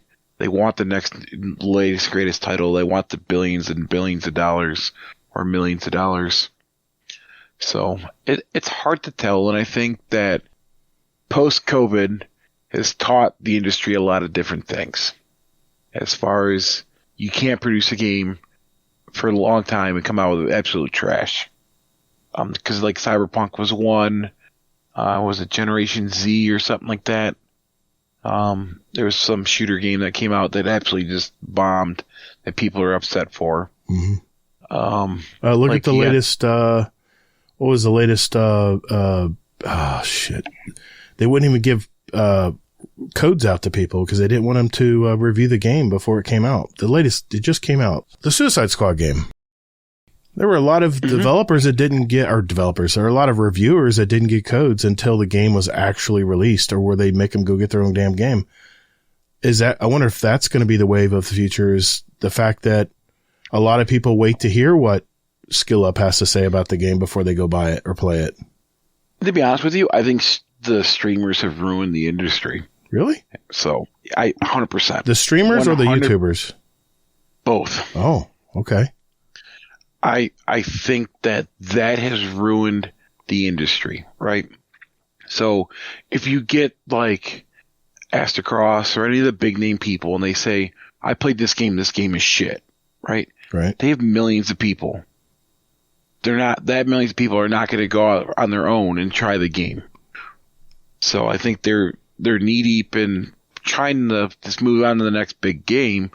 But if the streamers aren't playing them, it's not going to be a big game. Right. So what streamer is streaming has the best luck in what game they're playing? That's a double-edged sword too. Yeah. I think Twitch, YouTube, Kick, all of them have ruined the gaming industry personally. Okay. That's my hot take. I think they have, I think these streamers obviously can do good things for gaming as well. I mean, I watched someone play Trials in Destiny 2. Grenader Jake, I'll watch him play some rounds in the morning of the latest map on Trials, and it makes me want to go play Trials. So I think streaming helps games, especially ones that have made it. But for newer games, maybe it's a service. The fact that they're showing, hey, this is garbage, don't buy it. Skill Up is always very honest with his reviews. I kind of believe what he says because he spends so much time, researching the game and playing all parts of the game before he comes up with a lot of people just want to come up with they want to be first to put out the game review, and it's not, you find out it's not really been fully tested and they haven't looked at all the parts of the game. But I think Skill Up does a good job reviewing games. And I understand where you're coming from as far as they've ruined a lot of parts of the gaming industry, but I think right now, it's our only journalism out there that gives us a litmus test if this is a dud, and don't waste your money or time on it. And if anything, now I know there's the rage reviewers out there that are going to say terrible things about games. They'll even come up with something, even if it's a decent game. But for the most part, I think these game reviewers might actually hold these developers to a higher standard and put their feet to the fire if they're not doing it. I see it that way. And maybe I'm biased because I am a YouTuber as well. I don't review games, but I watch a lot of people who do. And as far as streaming, I think Twitch and YouTube streaming, I think that can create excitement for the game because you're watching people play the game and you're saying, well, this looks kind of fun. And, you know, it's kind of like a play, you know, it's like a let's play video on YouTube, but it's live. You're actually watching what's going on in the game. And you're like, oh, okay. I like what he did there. Yeah, I like that. I think it's a double-edged sword. I think it definitely can cut both ways. It can ruin a studio who's trying to come up with a game, but at the same time, it can actually really promote a game to do better than it would if there was nobody streaming it or nobody putting videos out about it. But that's just me. I might be a little biased, but I don't know. I kind of just have my people that I trust. There's people that just like to say bad stuff all the time just to get clicks. I find those out pretty quick and I usually leave them, don't watch them again. But there's a few handful of people that I do trust that I think do a decent job. But at the same time, I understand where you're coming from as well. It used to be you buy a game, you play a game, you move on, right? They'd make a product, you'd play it and be done with it. That's the way the console games were a long time ago. But now everything is patchable online and can be changed on the fly. And there's just so many more things about it. And the fact that they can patch stuff on the fly is probably not a good thing, cannot be a good thing sometimes because they'll just put a game out that they know they'll just have a patch for to fix and just push the game out there. And in that way, it makes them lazy where they're putting games out too early and when they should hold them back too. So I don't know. It's a very deep topic. I didn't want to go too deep down any one particular rabbit hole here, but I just wanted to, I saw a series of videos about, games just aren't fun anymore. And, it's a grind and this and that. And so that raises the question, what do we do, Rodimus, to keep Destiny interesting? Being this is a Destiny podcast. What are you doing right now to keep yourself busy or continuing to have fun in Destiny specifically? For me, it's not so much about the game. It's about the people I play with. Okay. If I'm not enjoying playing with the people, I'd probably stop playing the game. So if I wasn't playing with the group of people that I play with, I would probably stop playing Destiny, to be honest with you. Okay. There's really nothing right now that's going to keep me coming back to Destiny except for the people I play with. I've done everything I needed to do. I've beaten all the raids. I've done all the dungeons. Mm-hmm. I got what I want in my characters. I got my weapons that I want. I have most of the exotics. I did that grind. I got everything. But it comes back to the people I play with. I don't really like the PvP in Destiny, as much as like some other games out there. Okay. But right now, it's like I said before, we are in regurgitated crap in Destiny. Okay. A couple things have changed, but to come back to playing Destiny, if you truly enjoy, if you're playing, for me, I was playing a Titan for a long time. I actually enjoy playing a Warlock. I won't play a Hunter because I just don't like it. I've tried it. I will probably go back to my Titan in the next season for the final shape. Okay. When it comes out. It just comes to what you want to get accomplished in the game. Do you want to go for the raid titles? Do you want to go for the dungeon title? Right. Do you want to be an avid PvP player? You just have to find your own niche in the game that you play. It's funny. Everyone thinks that this delay for 6 months for final shape is devastating. But it got me thinking. I remember back playing the last expansion of Destiny. Not Destiny 1, Destiny. The Rise of Iron expansion. It came out in September of 2016, I think it was. And after we played the original stories and the campaign mission and stuff, it was done probably within, I would say, if you're playing it at a steady pace, it was probably done in about 6 weeks. 6 weeks, you'd played everything. You'd gotten all the artifacts back then.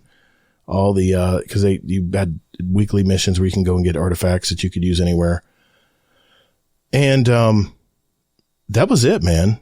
We didn't hear anything from Bungie for damn near a year. In fact, I looked it up. Destiny 2 didn't arrive until an entire year later, September of 2017. So what I would do to keep myself busy in Destiny, and people razz me about this all the time, and it's probably the reason people razz me, is I created alt accounts. Because the thing I loved about Destiny, the original game, is the progression system. And if I'd already been through it, got it, done it, got the t-shirt, done with it, I would try different setups. I would try different characters. I would try different play styles. I'd be like, you know what? This character, I'm going to run shotguns and be a in-your-face player in the Crucible. Let's see how that works out. Or I would try to develop different skills playing the game. Or maybe I would, back then the subclasses were much more simple. But I would keep busy with the weekly guns that they would come out with. The gunsmith days. I can't remember what it's called. But anyway, I would collect materials. I would do all kinds of stuff like that. So that's the reason why people say, why do you have time for all these alt accounts? I don't have time for my alt accounts. And the reason why, I have one alt account now. And the reason why I have all these other alt accounts is because I created all these in Destiny and they carried over to Destiny 2. But I would say 98% of these alt accounts I have not touched in a long time. That's because that's what got me through a whole year of content drought from Destiny Rise of Iron. So what am I doing now? I guess is the question, right? What am I doing now to keep busy? I tell you what, the one thing that I've been really enjoying, and bravo Bungie, the Grimoire anthology books have really ignited my interest in learning more in lore. I'm listening to more lore podcasts now. I'm trying to read more lore entries with the extra time I have. And the great thing about this delay, Rodimus, is there's no FOMO. I'm usually the one lagging behind in the typical seasonal stuff. But now I can just sit there and go, okay, I can pick and choose. What do I want to accomplish this season? I do want to reach Guardian rank 11 this season. I don't know what Guardian rank you are, Rodimus, but I've always ended up at 9, Vanquisher. Because I would look at the other two and go, I don't have time to finish that before the season's up, so I'm not going to worry about it. And I like the name Vanquisher. But I want to reach Guardian rank 11 this season, so I know I've got to solo that dungeon. I know it's coming. I typically get number 10. I usually go to 10. 10? I get everything else done for 11 except for the dungeon. Right. I have no interest in trying to solo in a dungeon. I'm probably going to do it just because it's a challenge, something I can challenge myself with. And here's the thing. I don't have to worry about 9 weeks passing and boom, we're on to the next season. So now I have the time to actually see if I can get this done. The other thing I'm doing is I'm crafting more weapons. When crafting came out with, Witch Queen, I told myself I'm going to craft every weapon they have available. Well, I didn't realize there's a lot of weapons to craft and I didn't have damn near any time to craft the weapons I wanted to. So one thing I am doing this season, since we have a long season, is I've just about crafted all of the Season of the Wish weapons from turning in those seasonal Ingrams. And by the way, if you complete the Riven's bounties, which are very simple bounties, by the way, like get kills with Solar, kill Vex, simple stuff, use your super. You literally are getting 26 to 27 XP, on your Riven, season pass bar, whatever you want to call it, the rank up bar. And every time you get a rank completed, you get an Ingram. So that's one way with my alt account now. And like I said, I'm keeping busy with my alt account because I have a whole other season to unlock. So I'm doing exactly the same system I used on my other Gator account, but it's one way you can get some really good crafted weapons. There's some really good weapons from Season of the Wish that do well in PvE and PvP. So that's one thing. I'm crafting more weapons. I'm stocking up on currencies. I'll tell you this, and I'm not going to complain about legendary shards anymore. You know why? Because they don't matter anymore. What does matter now is enhancement cores. Enhancement cores are the coveted currency this year, as there's no effective way to farm them. Enhancement prisms are falling out of the sky. You can buy them easily, but here's the problem. You have to use enhancement cores to buy enhancement prisms. But you can get 5 enhancement cores if you turn in a prism. Well, that just defeats the purpose. You're losing a lot of cores. There's just no way to farm it. There's no easy way to farm it. I know it's available in vendor rank ups. I know you can get a couple here and there, in the season pass bar. I know if you complete Legend Lost Sectors, you can get those to drop every now and then. I think if you do, Nightfalls more often, you can get a lot of materials. And the coil. The coil is giving a lot of, ascendant alloys, ascendant shards, but maybe a few here and there of enhancement cores. But I started out the beginning of this season with 1,500 enhancement cores. And because I've been crafting so many weapons, I'm down to 400 now. And I'm starting to get a little nervous because there's no quick way to exchange them. Just let us exchange them at the Cryptarch. Not giving one prism for 5 of them. How about we use some of those legendary shards to turn into enhancement cores? It just seems like they always leave one area of our currency in game that just has no easy way to get it. And unless I'm missing something, hey, tell me in the show feedback in the Discord if I'm wrong. But there's no. You want to open that can of worms again? There's just no easy way, Rodimus, to farm enhancement cores. And other than to get your 4 weapon bounties for each character every day, which I've been doing religiously, there's really no easy way to get those, man. And you use a ton of them right now. You do anything in this game, you're using enhancement cores. Is there a way that you're getting them that I'm missing? I don't know, but I don't have the issue, I guess. But like I've done to the point where I've grinded, where I got my armor rolls where I want it to be. I can get them a little bit better. But I have a lot of the crafted weapons for all the seasons. There's some that I am missing, but I've leveled some ones up using the enhancement cores. I'm currently sitting at 617 enhancement cores. Okay. I got 90 prisms. Wow. I got 24 ascendant shards. I got 19 alloys. It's good. I got 3 exotic ciphers. For me, like the thing is, like I look at my engrams, right? I got 22 Vanguard. I got 38 Crucible. I got 33 Iron Banner. I got 99 at the War Table still. That's true. I got 78 at the Ritual Table, and I got 62 at Spirit of Ribbon. So, let's see here. We're definitely not shortage of engrams. They're definitely giving that out. So, but when I cash those in, if I wanted, like, let's say I'm going to go for an armor, I want to go for a certain higher stat roll on an armor, I'll go cash in 50, and I will dismantle probably 45 of them. Yep, that's the way it is. And I'll probably get about 25 enhancement cores. Okay, so you're doing it that way. So I'm doing it that way. But the other thing is, too, is that Coil gives you a ton of loot. Weapons, everything. And I'm just dismantling them. Your raids give you weapons. Okay. And it's a chance. It's not guaranteed. It's a chance of a core. But if you do that many, there definitely are odds that you're going to get some. Correct. And when I do the coils, I make sure I had the time to go platinum for the coil. Mm-hmm. So I have the time to get that loot. But even so, getting all the hidden chests, there's extra loot in there. Right. Turning your weapons in, your engrams, I've never had the problem that I see people really say they had the problem with the glimmer, the spending the enhancement cores. I guess I've never had that problem.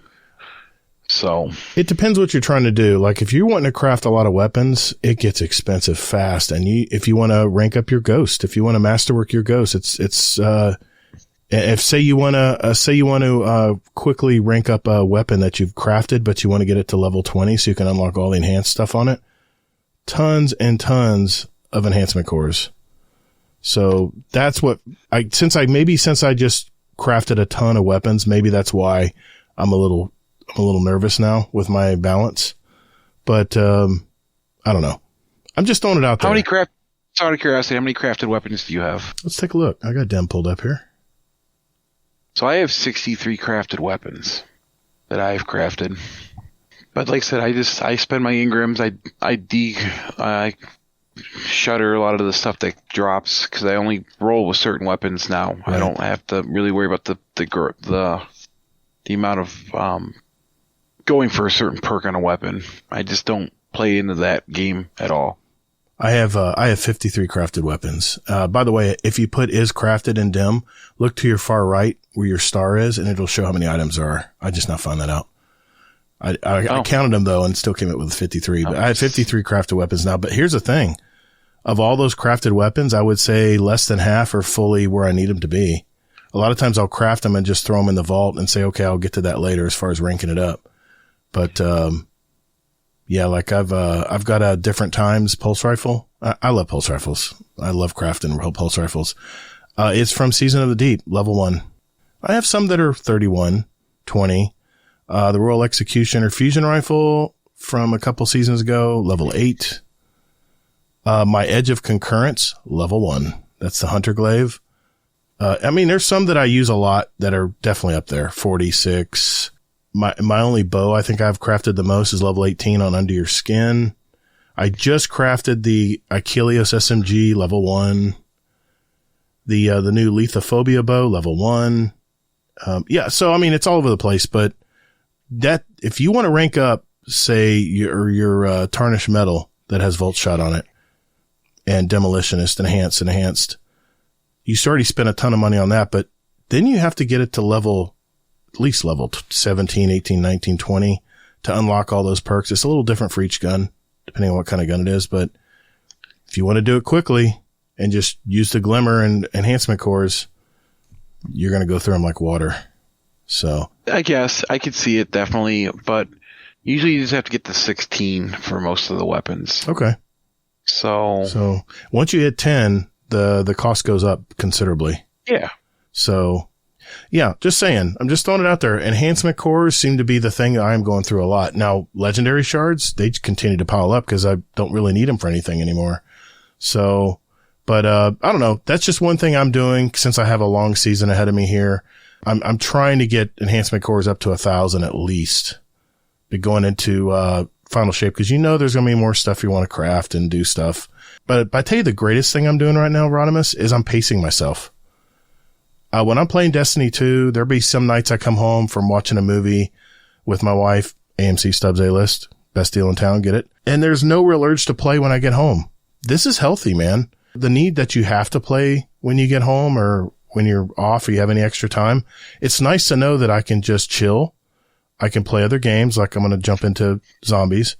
There's tons of TV shows, movies, my time with my wife. I mean, I'm more balanced now playing Destiny than I ever have been because there's no FOMO. There's nothing I have to worry about getting done or something getting leaked or something like that. So yeah. For me, I crashed it hard to get over it and be done with it. I wanted to get it because there's some games coming out that I truly want to get into. Like Skull and Bones is coming out in a couple weeks. Okay, yeah. I'm going to get into that a lot. There's a bunch of us going to try and jump into that right away and play that. I guess I know, like, I haven't played for a long time, but to me, like, there's nothing more I can do in Destiny that I want to do, right? Okay. I have no interest in dungeon titles. I have no interest in raid titles. They don't appease me. So, like, I like my titles, but to try and sit there and spend 3 hours on a raid to earn a title, no thank you. Titles, I have no interest. Other than, it's showing above your head, and yes, you can guild it. Some of the titles you can guild, and it's a little orange number. That just doesn't do it for me, man. If I knew that if I got this title I was going to get, or say I gilded this title 5 times, I would have a whole new banner I can show off, then I might be interested. But there's really, other than pride of knowing you got it done, and maybe that's enough for some people, but it's a looter shooter, man. I gotta have some loot for it. I gotta get something for it. Other than a name, and everyone has some kind of title above their name now, and I don't even look at half of them. It's a blur for me, right? So it was a great idea when it came out, but it just doesn't have the appeal anymore. And granted, I'm still going to get a couple titles out there because I want to. So anyway, I'm not trying to beat a dead horse here, but I see these videos about, games are not fun to play anymore. It's like a to-do list or any of that now. And some of the videos said, that responded to that said, hey man, just go play some other games. Maybe try a whole different kind of game, not just a first person shooter. Maybe try to go play an RPG game. See how you like it. But, I don't know, and take time off. I mean, I heard that said a lot too. Take a break, touch grass. I say it every time at the end of the show. So I don't know. I just wanted to run that by you. I saw a few videos about this week and I said, this will be something we can talk about. My final say and all that, there are 75 million games out there to play. I just looked it up. What, 75 million? Yes, games out there. Like board games included, or just games? Let me see what I pulled up here. Let me pull it back up here. We just got a new table for our dining room. I was like, when are we going to play some tabletop games? I'm like, I love board games. Sure. Been a long time since I played a board game. Well, Christmas time I played some with my parents. Love these. Sorry, not 75 million. That number's somewhere else. There are over 5 million games. 5 million. That's still a lot of games, though, man. Yep. And this is all time, though, right? This is like even nostalgic games. And today, it's the very first video game ever invented involving table tennis. Today, there are over 5 million games in existence.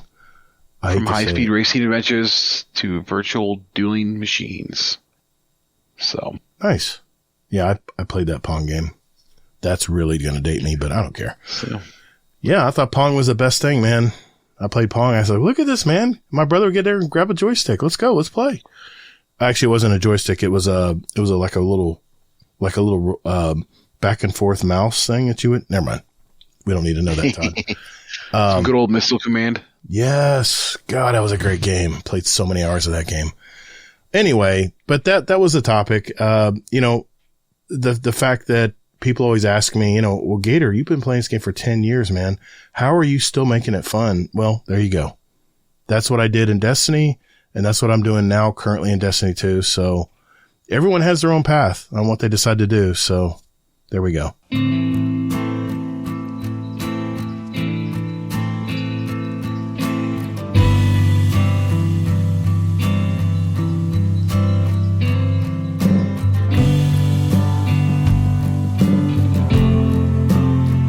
This is Kogo4, and you are listening to Guardian Downcast.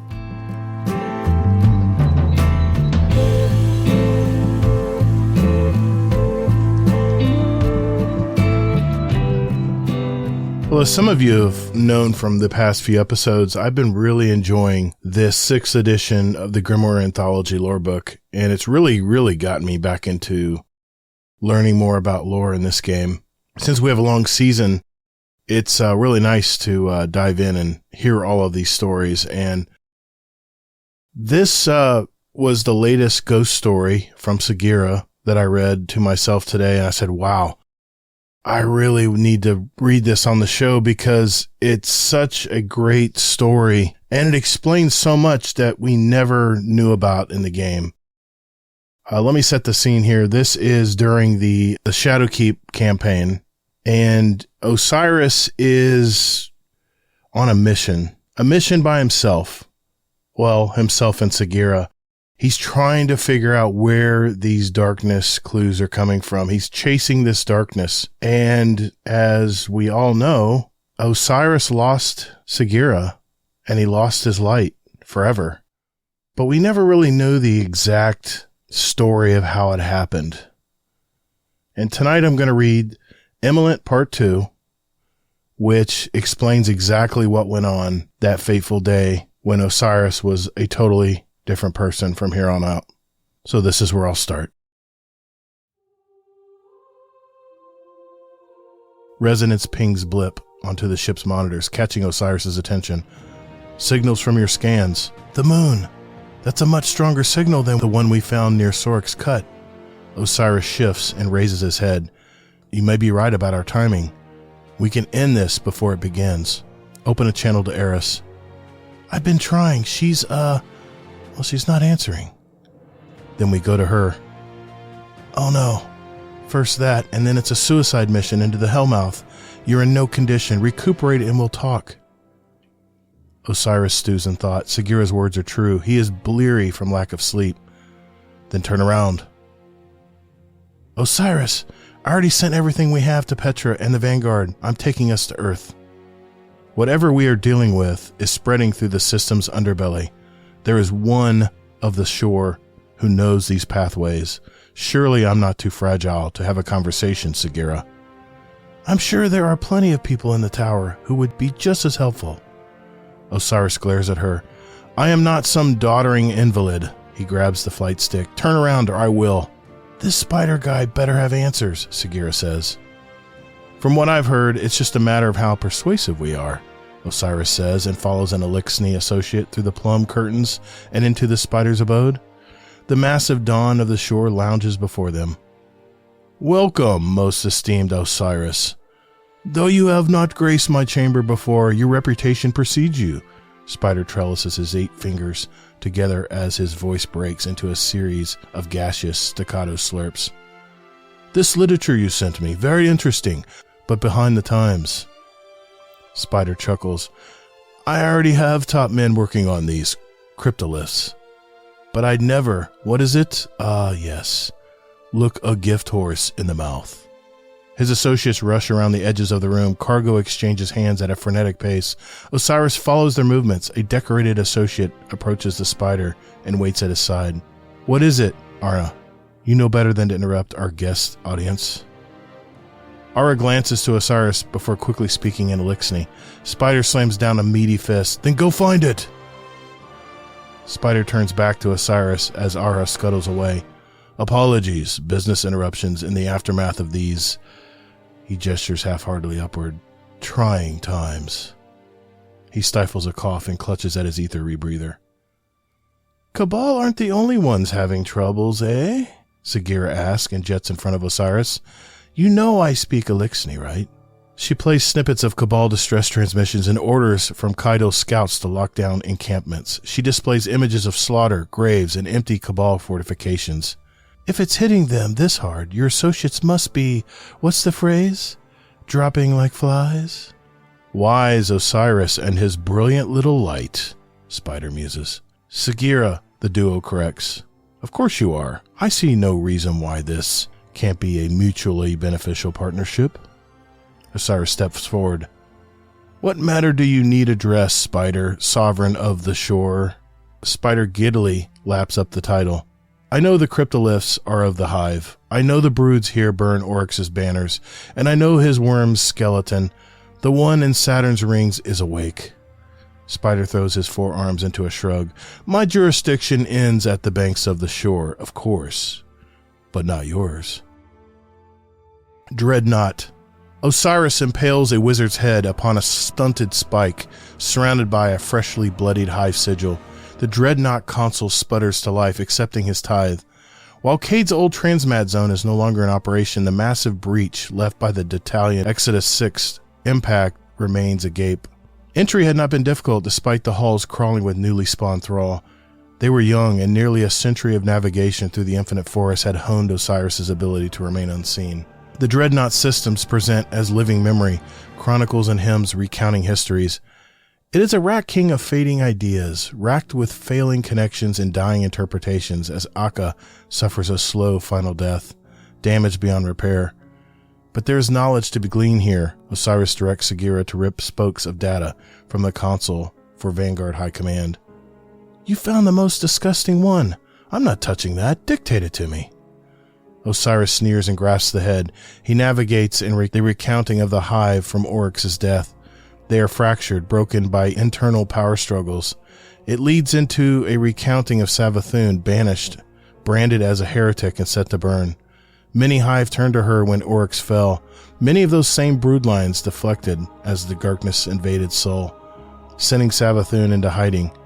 She is still hunted by the hounds of war. Her pursuer has no local story to recount here, for it is yet to be written in blood.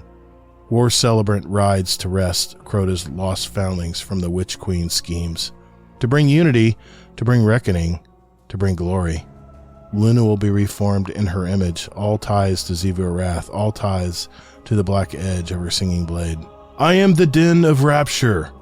I am the herald of peace. My banner is known to you. Xivu Arath, Osiris says. Words spoken compulsion. He takes his hands from the wizard's head as emerald smoke wafts from its orifices. Osiris slumps to his knees. This must be the echo we've been chasing, an omen of her voice resounding through the darkness, heralding war. A hive war god, this is bad, Sagira says. The third sister. She has finally come for us, and her champion seeks to supplant Crota's remaining daughters on Luna. That is where we go. Into the chasm on Luna, they follow the trail of signals down an enduring abyss, through the nightmares of so many. He stands at the face of it for what feels like hours, the great angular thing, the edge of the night that plays before his mind. Speechless? Sagira teases. Maybe they're not so bad. Her chuckle is thin. They press on. Osiris swipes away silken threads of webbing above the shadow of Luna's pyramid. Braziers illuminate a snod of witches and wizards deep in the chasm. All point in alignment toward a monolithic sigil of Xivu Arath set atop a cryptolith adorned in blades, her will projected from some far-off, unseen cosmic hollow. At the base of her visage, a monstrous knight adorned with tapestries and charred by scorching brands. There it is, Osiris whispers. Along with the entire Scarlet Court, Sagira's voice crackles. Crota's remaining children and their spawn can be destroyed in one fell swoop. What is it with your suicidal ideas? We can't transmat out of here, and they won't just kill you. They'll rip out your light, Osiris. They're all here, Sagira, in one place. You're worth more than a bunch of hive nobles. Wait for backup. Let me go topside and I'll call for help. No. We stop this now. Halt her here. Osiris looks to her convocation below. It is decided. You can't just decide that. Osiris turns to Sagira. Go for help, but I can't wait for the vanguard. I'll see you soon with reinforcements. If you're going, I'm going. She decompiles safely beneath his armor. It is decided. Together they make war on the hive. Solar wings combust from Osiris's back. In each hand he wields a blade of dawn. The calamity of his inferno sends hives scattering in every direction. Yoshir and her two daughters, Yishra and Ariax, turn to confront the phoenix. They are ashen before their first incantations complete. He paints the scene apocalyptic. 15 noble brood are reduced to cinders before a defense is mounted. Laughter like clashing swords. Osiris sails through the air as daggers of dark power whistle past him. Golden echoes split from his body to cut down fleeing hive and soak reprisals. Kenox, last daughter of Crota, scurries through the cracks between the rocks as her son, Olgren, and his cohort of lesser knights raise shields to defend her. Osiris extinguishes a blade into a palm to form a singularity of void and hurls a nova bomb that consumes them. With his other blade he dives. He drives it into the ground, erupting a well of radiance surrounded by a phalanx of gilded echoes. Nobles shriek for their thralls to charge. Bolts of flame and arc tear through them as Osiris blinks through the void from one echo to another. Their advance breaks. He steps over their smoldering husk and turns the blaze to their masters. Osiris revels in the slaughter. Xivu Arath's sigil drinks in his fervor and the nobles' deaths.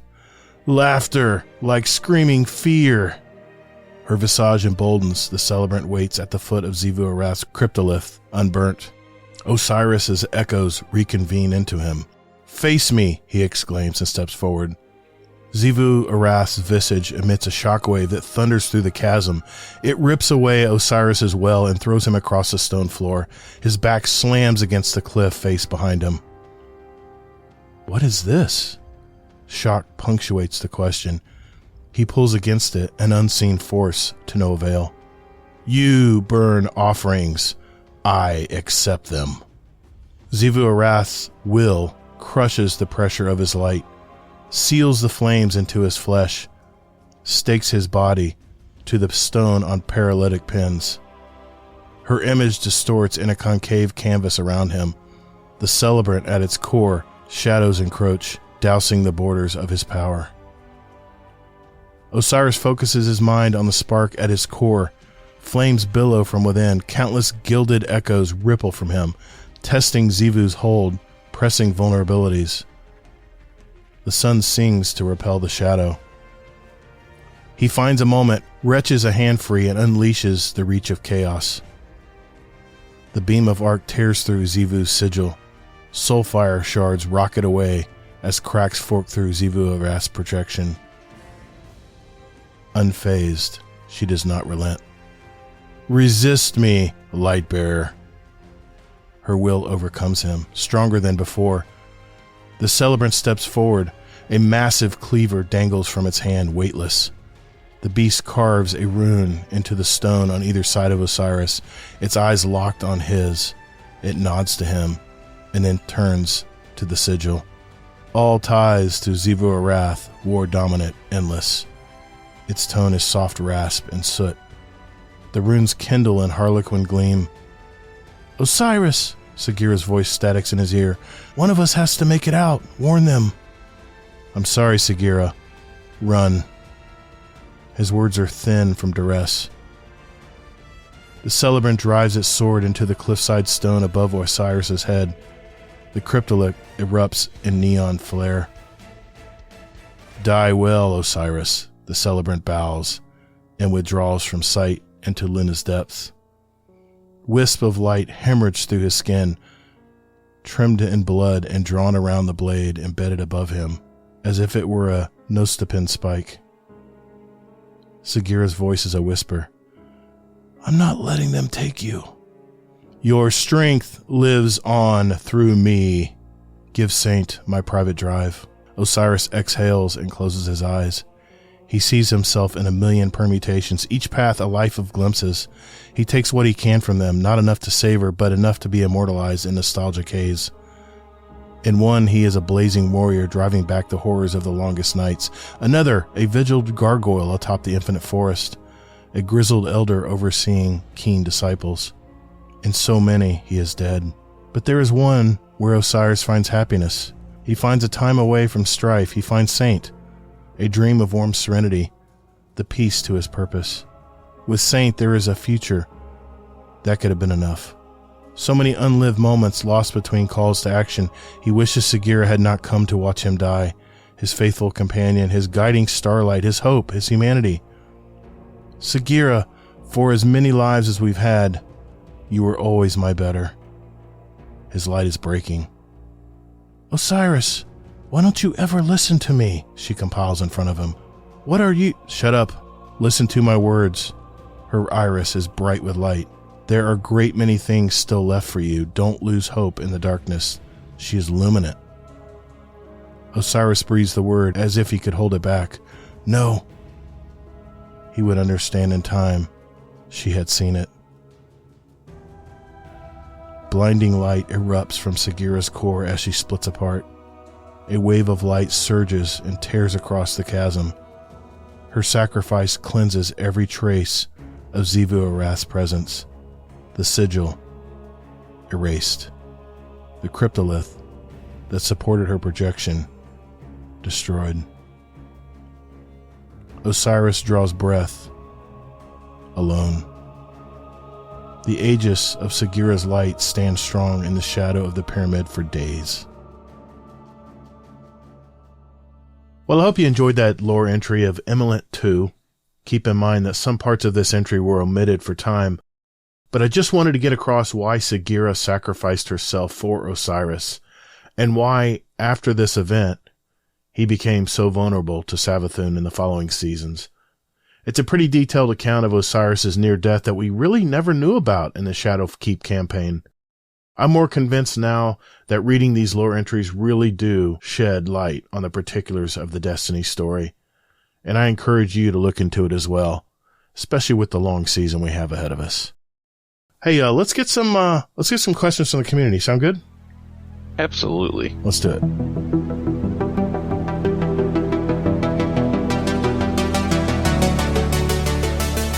Hey Guardians, would you like to send a question for the show to us? There are 4 ways to do it. First, you can join our Discord server at discord.gg/Guardian Downcast. There's also a join link in our show notes down below. We have Guardians from all walks of life and all over the world, from new lights to day one players to hardcore gamers. There's also a channel labeled Podcast Questions where you can type in your question for the show. So come hang out with us. You can also email us with your question at guardiandowncast@gmail.com, or we also occasionally post about our upcoming show and guest, and you can respond there with your question at Guardian_D_cast is our X handle. Finally, you can send us a voicemail with your question at guardiandowncast.com, and we might play it on the podcast. Think of it as talking with us right on the show. Thanks for listening, and later, Guardian.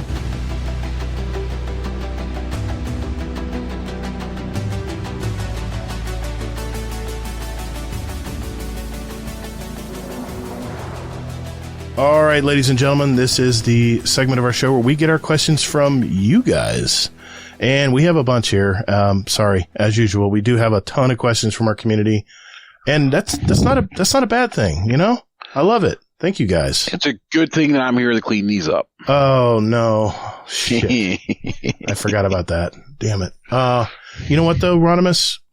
Uncle Scumdeath had a question for you that I meant to play earlier. But let's just play it now and see what he has to say. Okay. Here we go. Hello, Scumdeath here. Question for Almighty Rodimus Prime.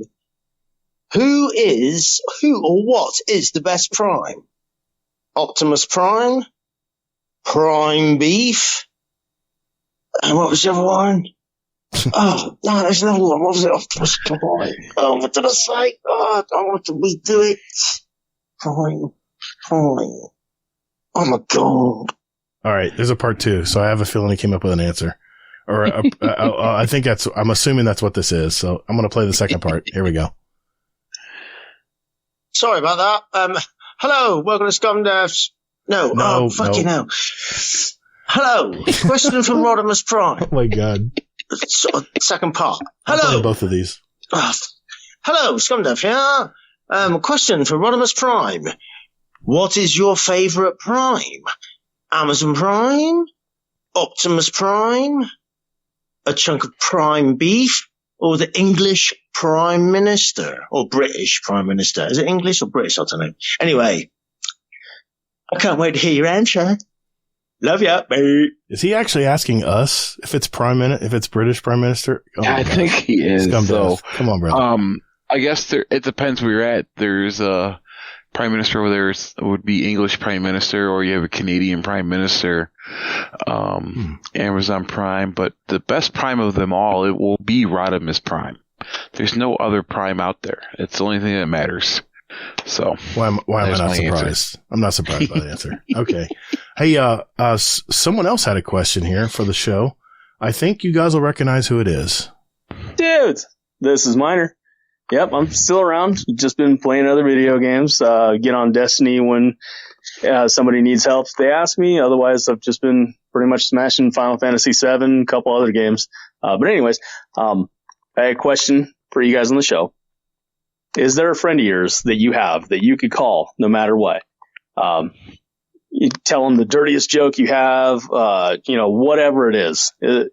Just talk to the guy. You haven't talked to him in a month, and you call him up like you just saw him yesterday. Is there a really good friend of yours that you could tell absolutely anything to? If there is, give him a shout out. Mine would be my buddy Jeff. I used to work literally with him years ago. We worked together for about 4 years, and he moved down to Arizona, and talked to him not as often as I'd like, but every couple weeks we chat. So that'd be mine. So let's hear it, man. Later, guys. Oh, what do you think, Rodimus? So I'm going to kind of twist this answer a little bit. And the way that I view society, people that are in my close circle, I have that 6 o'clock friend that he will talk to you and he'll answer whatever questions up until 6 o'clock. Then you won't hear anything from him to the next. Then I have that 12 o'clock friend who, he's a late owl. He'll talk to you, joke, whatever. But if you have a true friend in your relationship circle, it's that 3 a.m. friend.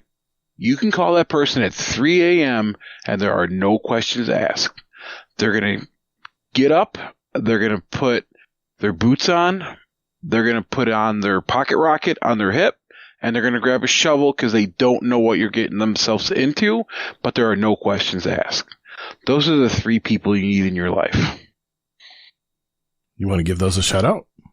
I will not, because I don't want to give anyone plausible deniability. I don't want to give any of my secrets away. Okay, so fair enough. But it's that. Okay. I have I have 4 friends that I know I could count on if the shit hit the fan. But I'm going to categorize them like you just did. I have the high school buddy of mine. His name is Jeff. And, we actually on occasion go out to dinner, but he's an every so often we catch up, families and stuff friend. but I had a lot of history with him in high school. I have another friend. His name is Rick. He's a deadhead. Okay. So if you call him after 6 o'clock, he probably won't answer because he's probably high off his ass, but he's a good friend. He's an older friend.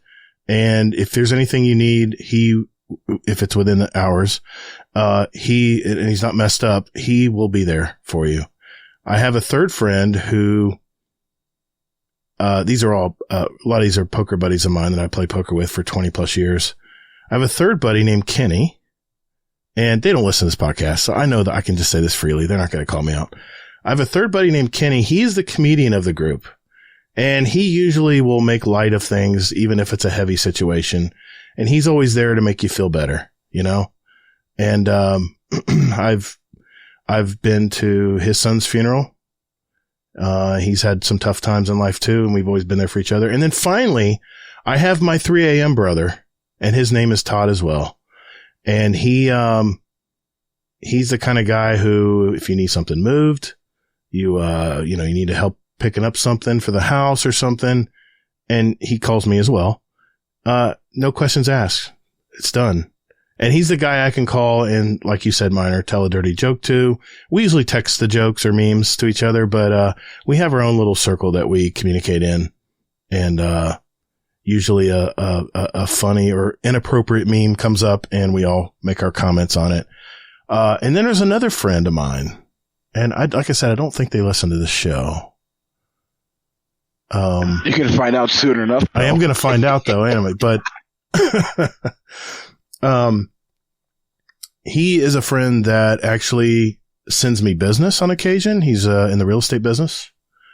And, he's probably the most level-headed friend I have. He's a super good guy. And, anytime, something comes up in business or I need a favor, he's always the guy to fall back on. So, yeah. Oh, damn. And then I got another friend named Mark who doesn't live here anymore. But, he's always been, he's kind of the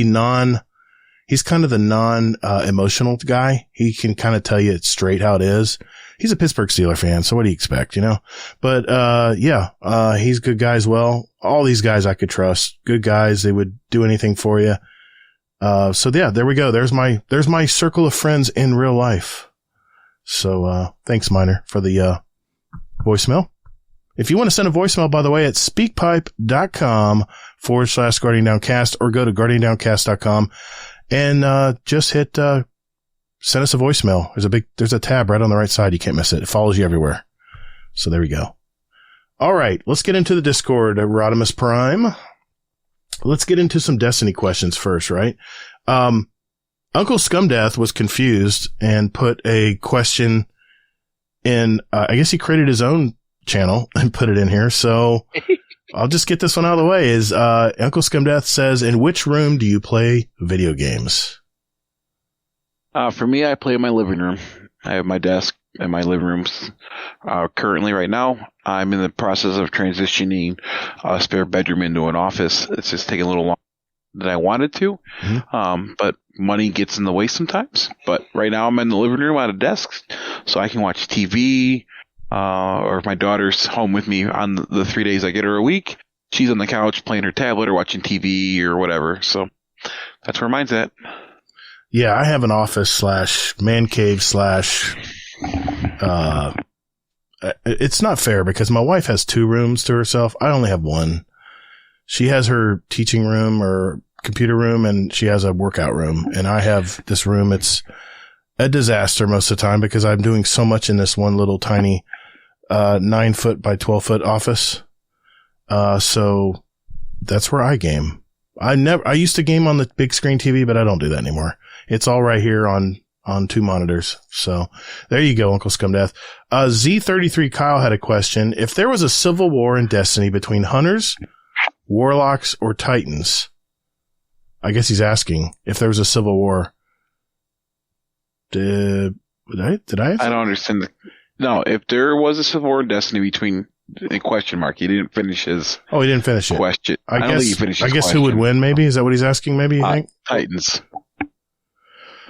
It'd be warlocks because we're the smartest. We would figure out. Yeah, we'd figure out how to do it. Yeah, it'd be good. Titans just don't give a shit, and they're going to punch their way through things. So, Monkey Arse has a question. Why on earth has Todd gone off eating pepperoni on pizza? Sacrilege.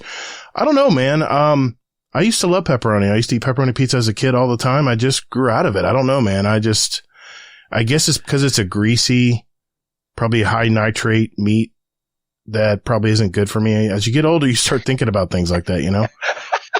I was just going to say, the older he gets, probably the heartburn gets intense. It does. Heartburn is a thing, man. When you get older, it is. I'm slowly getting there too, so. Exactly. So anyway, thank you for your questions. Okay. You see one in there you want to grab, Rodimus? Since you're deleting questions too. Right, you might as well go with Song World Hero to clean up your channel a little bit better. There we go. So you have a nice little fresh start. Yep. Would you rather fight one horse-sized duck or 100 duck-sized horses? Oh, we're going one horse-sized duck. Because I'm going to take that thing and I'm going to ride that off in the sunset. Duck-sized horses. I don't know what use those could be other than a nuisance. Yeah, I'm going with the one horse-sized duck. Yeah, take full advantage. All right, that's gone. Look at that. Didn't that feel good? It feels great. Oh, my God. All right, let's get into some Destiny questions. All right, I have one here from Zombie Pops now that I got the name right. Sorry, Zombie. What exotic quest out of the weekly rotation ones is your favorite to solo? I personally like the Presage mission. Yeah, I've soloed that one. What about you, Rodimus? Of the weekly rotation ones, exotic quest. I do like the Seraph quest. I enjoyed that one the most, I think. So, because you get the aspect of being on a space station, and when you go out in the space too, it's like deafening.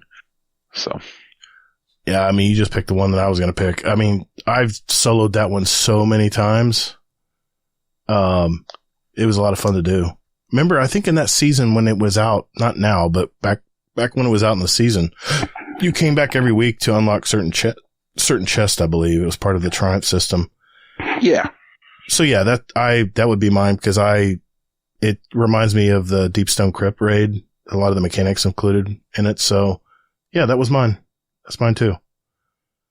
All right. I'll answer some first. That way I don't feel like I'm answering the question for you or vice versa.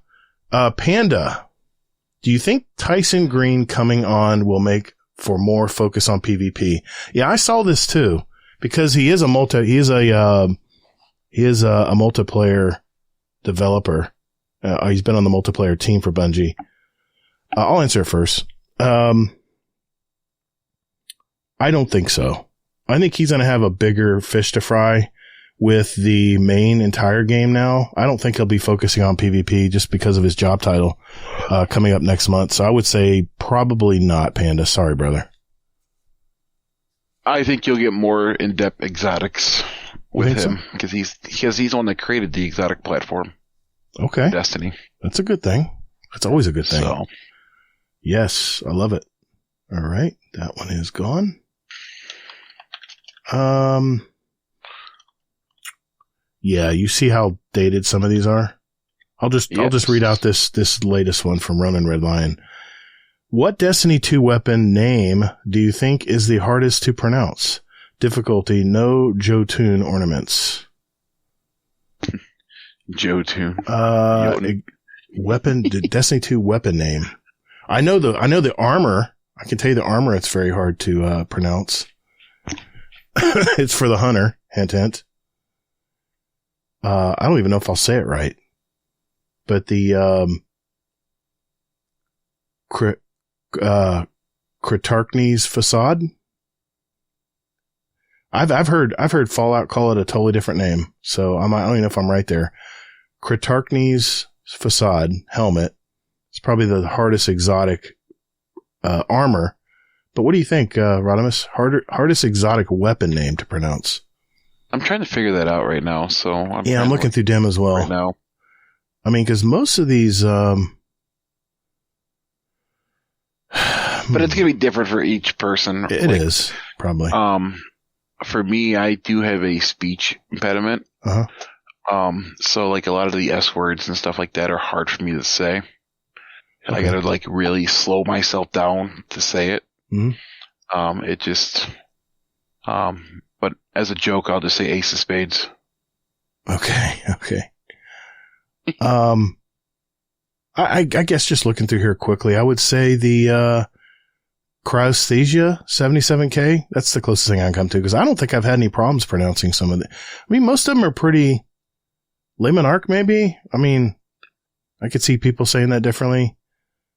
Tessellation. I mean, these are all pretty standard names. I'm not the person to ask, I guess, apparently. So, thanks. Darcy. There you go. Thanks. D.A.C. There you go. Thanks, Ronan. Thanks for your question, buddy. Let's get into some non-Destiny questions, too. You see something there, Rodimus? Let me go. Let's just dance around tonight. Let's see what we can find. Let's see here. Raffi. I'm not doing that one. Someone a bitch? No, it's this question for the show. What's the next episode of Plain Favorites coming out? Oh, yeah, I don't. I'll TBD. put, yeah, TBD. There we go. TBD. Oh. My dog just walked in my office and laid a giant fart. Thank you. Oh, that's just very fragrant. Thank you for that, Clementine. Okay, so here we go. So with soccer, where do you fall on the sandwich alignment chart? Personally, I'm a true neutral. So, I'm going to go with the Pop-Tart sandwich, soccer. I'm going to go with the ingredient rebel and the structure rebel. Oh, I see here. He's got a list. He's a hot dog guy, huh? True neutral? We have to kind of explain. There's a structure purist at the top, and at the bottom is the structure rebel, being like a burrito's a sandwich, Pop-Tart's a sandwich, ice cream between waffles is a sandwich at the structure purist, and then there's a structure neutral, like the sub and the an ice cream taco is a sandwich. Yeah. Well, I called a wrap a sandwich last week, so I guess I'm a structural rebel because I called my turkey wrap was a sandwich. Someone told me what's our favorite sandwich, so there. I'll just lay it out. There's me. So you're what did you say you were again? The radical sandwich anarchy. A Pop-Tart is a sandwich. Okay. Oh my God. Okay. Then you got to do the follow-up question for Native. He's got a picture of a sandwich here, but it's like an Italian loaf where it's cut in half. Oh my but God. But it's not cut in half the correct way.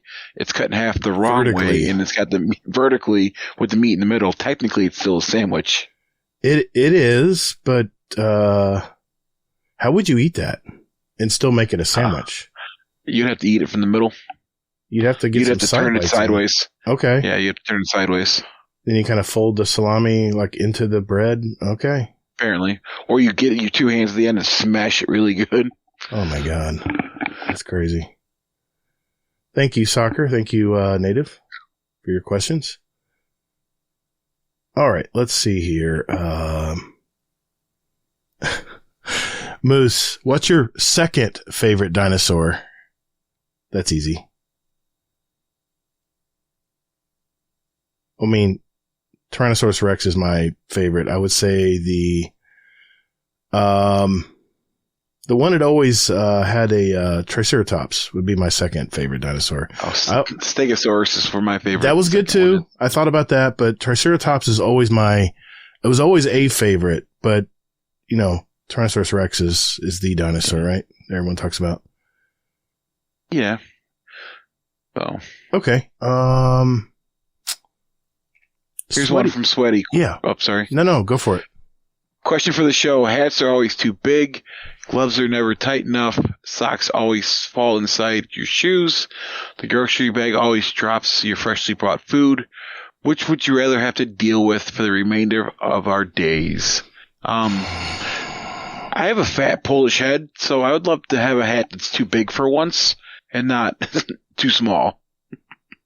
Yeah, I have large hands, so gloves are always tight. being the fact that they were never tight, I would say that's what I'd want. I could never go with socks falling inside my shoes. That is something that drives me crazy, man. Because I wear boots and stuff a lot when I'm treating outside lawns and houses and stuff, and I can't stand it because your leg starts to chafe, the boot rubbing on it. I could never do that. So yeah, it'd be gloves never tight enough because I wear a ton of gloves all the time. I wear disposable ones. I wear ones that are reusable, and I can't stand it when I just can't get the damn glove on.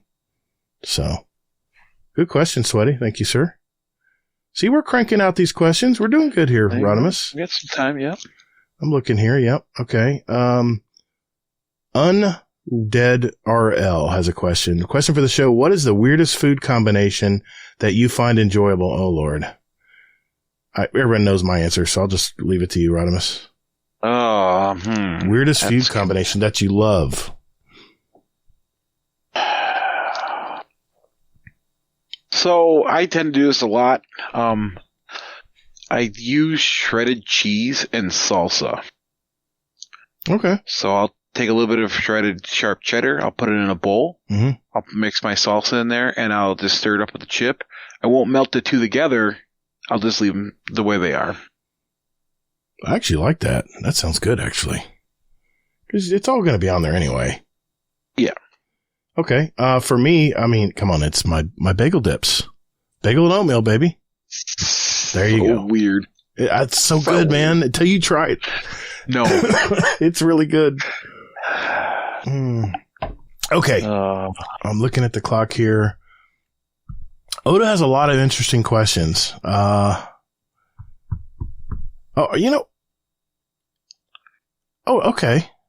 I'll ask this for you because I can't probably answer this question, but Oda Yukamura has a question. Question for the show: what giant robot setting would be the worst to be introduced into the real world right now? Mech Warrior Battletech, Gundam, Robotech, Macross, Transformers, Megas XLR. Transformers by far, because they can disguise themselves as vehicle, where the other ones are super big things that you would see coming, or a Transformer you won't see it because it could be your car, could be your truck, it could be your jet. I think they would be the hardest, would be the worst because they can hide the best. Okay, in plain sight, right? Yep. Gotcha. Thank you, Oda. Question for the show: if a sign says "ring bell," no, not you toll, how long do you leave between rings? That is actually a very good question. If it says "please ring the bell for service," how long are you waiting until you ring it again, Rodimus? Are we talking like an old school bell? You just hit the thing and it like the mechanical bell that's like in a retail or the situation. Electronic one that's like not like a loading bell. Assistance in paint. Oh, Assistance in paint. That's true. Customer needs assistance in paint. That is a good distinction. You're right. Let's answer both. Let's do both. All right, let's do both. The one that's electronic, customer needs assistance in paint, and the mechanical one. Go until you shut it off. So, okay. That one you have to go physically shut it off. So that one goes every 45 seconds. All right. Well, that answers that question then. So, what about the mechanical bell? I'd give it a minute. I guess it just depends, like where you're at or where they're at. It's just hard. I would say a minute between the two. I'm a little more patient. I would probably give it 2 minutes. Yeah, I'd probably go 2 minutes. I mean, if I ring the bell and someone obviously hears it, then I realize they hear it. Just be patient. They'll be here when they get here. But if no one's around, it's like, where the hell is everybody? Like half the retail places these days. Not throwing shade at you, Rodimus. I've never had problems in Lowe's, but I would say probably 2 minutes is my max. Oh, I've had problems with Lowe's, and I work for Lowe's, so it just depends. You just hit that mid shift or weird shift where no one's, or people are switching out. Yeah, I know all about retail. People call off. It's what happens, man. Panda has one here. Question for the show: what song can you currently not get enough of?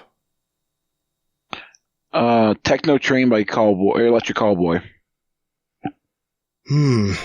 Actually, my answer is going to be my song pick tonight, so I'll wait until then. It'll make sense later. I got to make a song pick still. I still haven't decided what I want to do. That's all right. Well, we got time. We got time. Let me see. Destiny questions. Let's see if we can find a couple of Destiny questions. I don't want to really throw some shade, but these questions are a year old. Hey man, I wasn't in charge of this part of the show. Okay, don't shoot the guy that came in late and trying to clean up the house. But yes, I understand. I look at the dates of these things and I'm like, really? We didn't get to this one, really? A year later, probably the longest question asked. Oh my God, man! I'm telling you, I have no control. I had no control over. I was not in charge of the Discord questions. Okay, but now I'm trying. I'm here. My name is Todd. I'm the manager. I'm trying my best. Please be patient. I want to help everyone equally, so please bear with me, and we'll be right with you. Oh God. 80s. Question for the show. Can I change my answer to my speed run? I want the guy that does the Destiny TikTok voicing my ghost.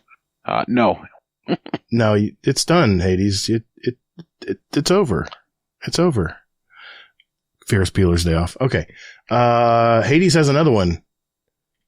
He says, if the Traveler is destroyed, do you think that the end of light subclasses, or will we just do what we did in Red War and find a shard and be all good again? You'll find a shard, probably. What if the Traveler is destroyed? I mean, I think Nico mentioned this last week. We were talking about it. He goes, I think that we might actually destroy the Traveler. I'm like, are you serious? He was talking about maybe what might be happening in Final Shape. Okay. So, kind of like looking at this, and what haven't you heard from in a long time? What group of people? I don't know. You tell me, man, because I'm like scrolling through this stuff like you are. So the 9. When's the last time you heard anything about them? Oh, yes. I think they're going to play a bigger role coming forward. That makes sense. Because they're pretty quiet right now. I mean, that's a reasonable guess. Yeah. I mean, yeah. Certain seasons they were brought up to the front, and then we haven't heard from them since. And either that or Zer's this big demigod that no one really knows, and he's just chilling. You know what's funny is I don't know if you knew this, but Zer actually showed up to the tower after the Great Hunt. Did you know that? I heard this on Guardians of Lore with Orchid and Elemus this week. They were talking about I talked about it a couple shows ago with Blackbird, the Dragon Slayers lore they're talking about. And they mentioned something, because I don't know enough about lore to mention this, but they mentioned that Zur actually showed up after all the Ahamkaras were dead.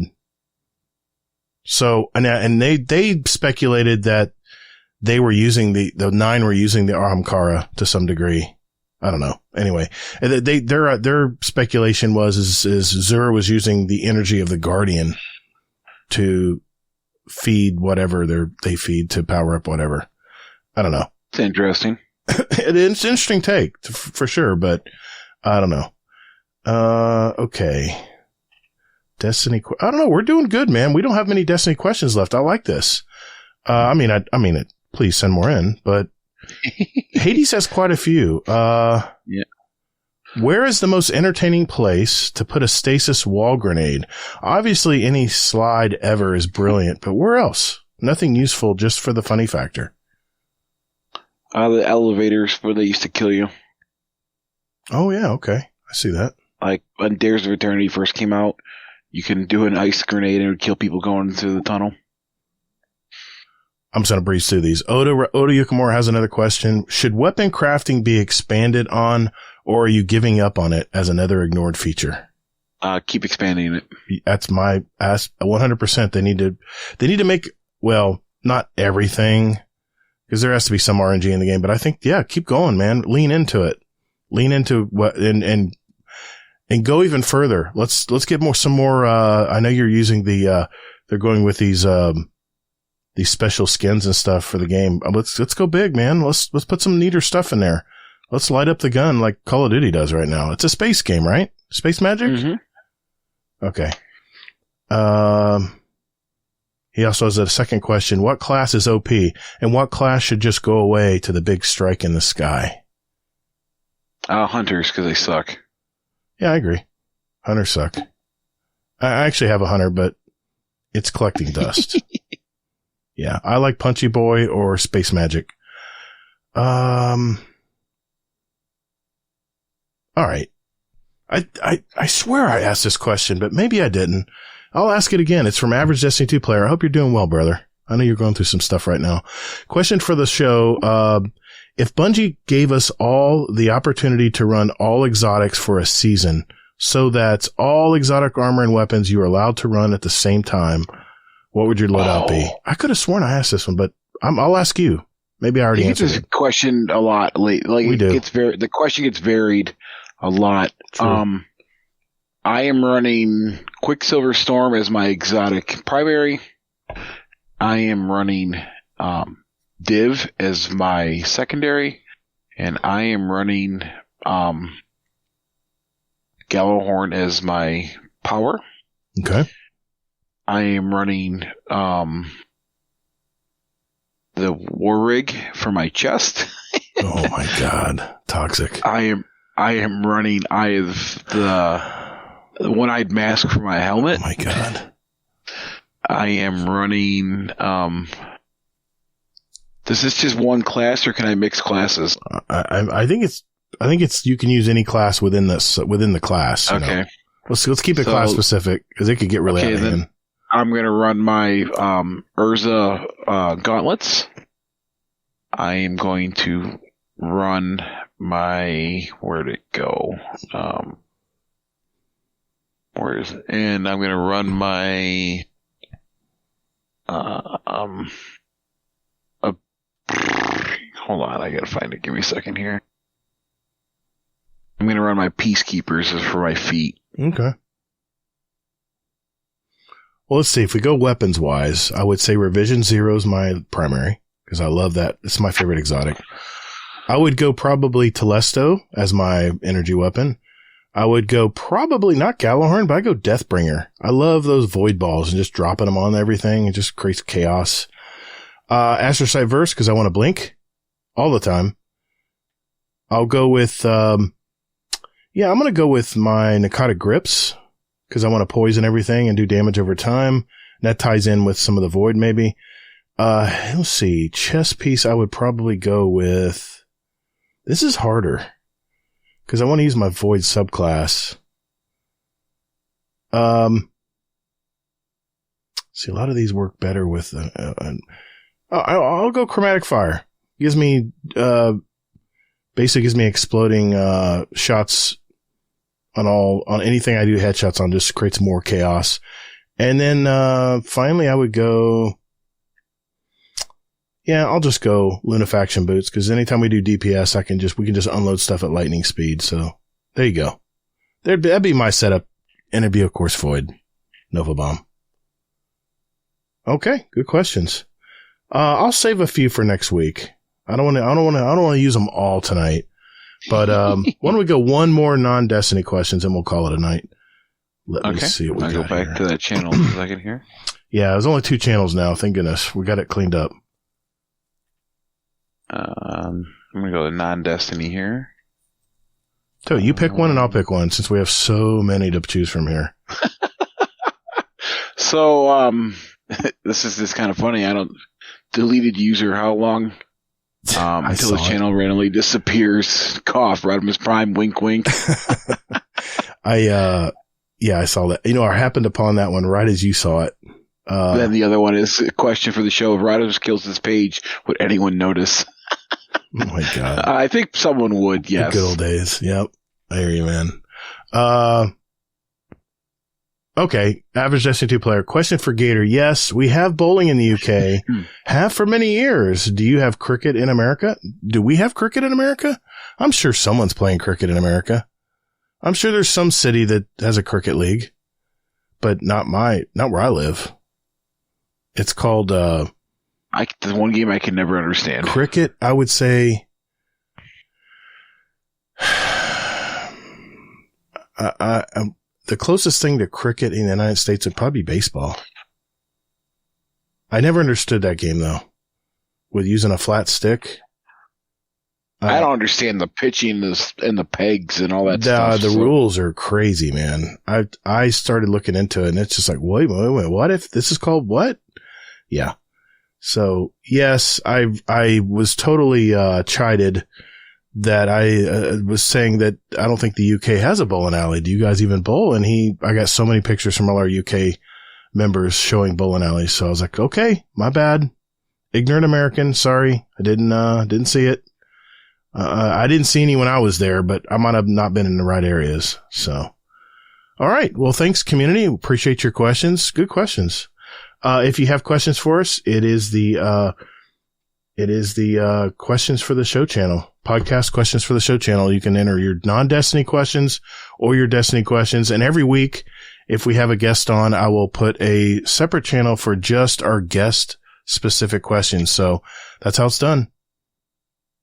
All right. Elmer Fudd Games. Play that intro music, sir. Listen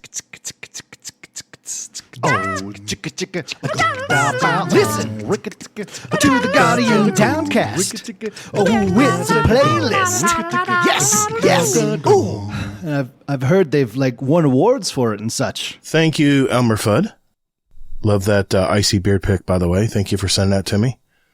This is a final segment of our show, so we pick our song for our award-winning Guardian Downcast show playlist, a little sample of what myself and our guests listen to, and we invite you to listen to it as well. Just search for Guardian Downcast show playlist on Spotify, and that playlist is now available on Apple Music. The links are down in our description. We now have 1,178 songs representing all of us and all of our past guests.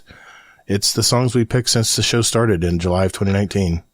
So I'll start with you, Rodimus Prime. What are you picking for tonight, man?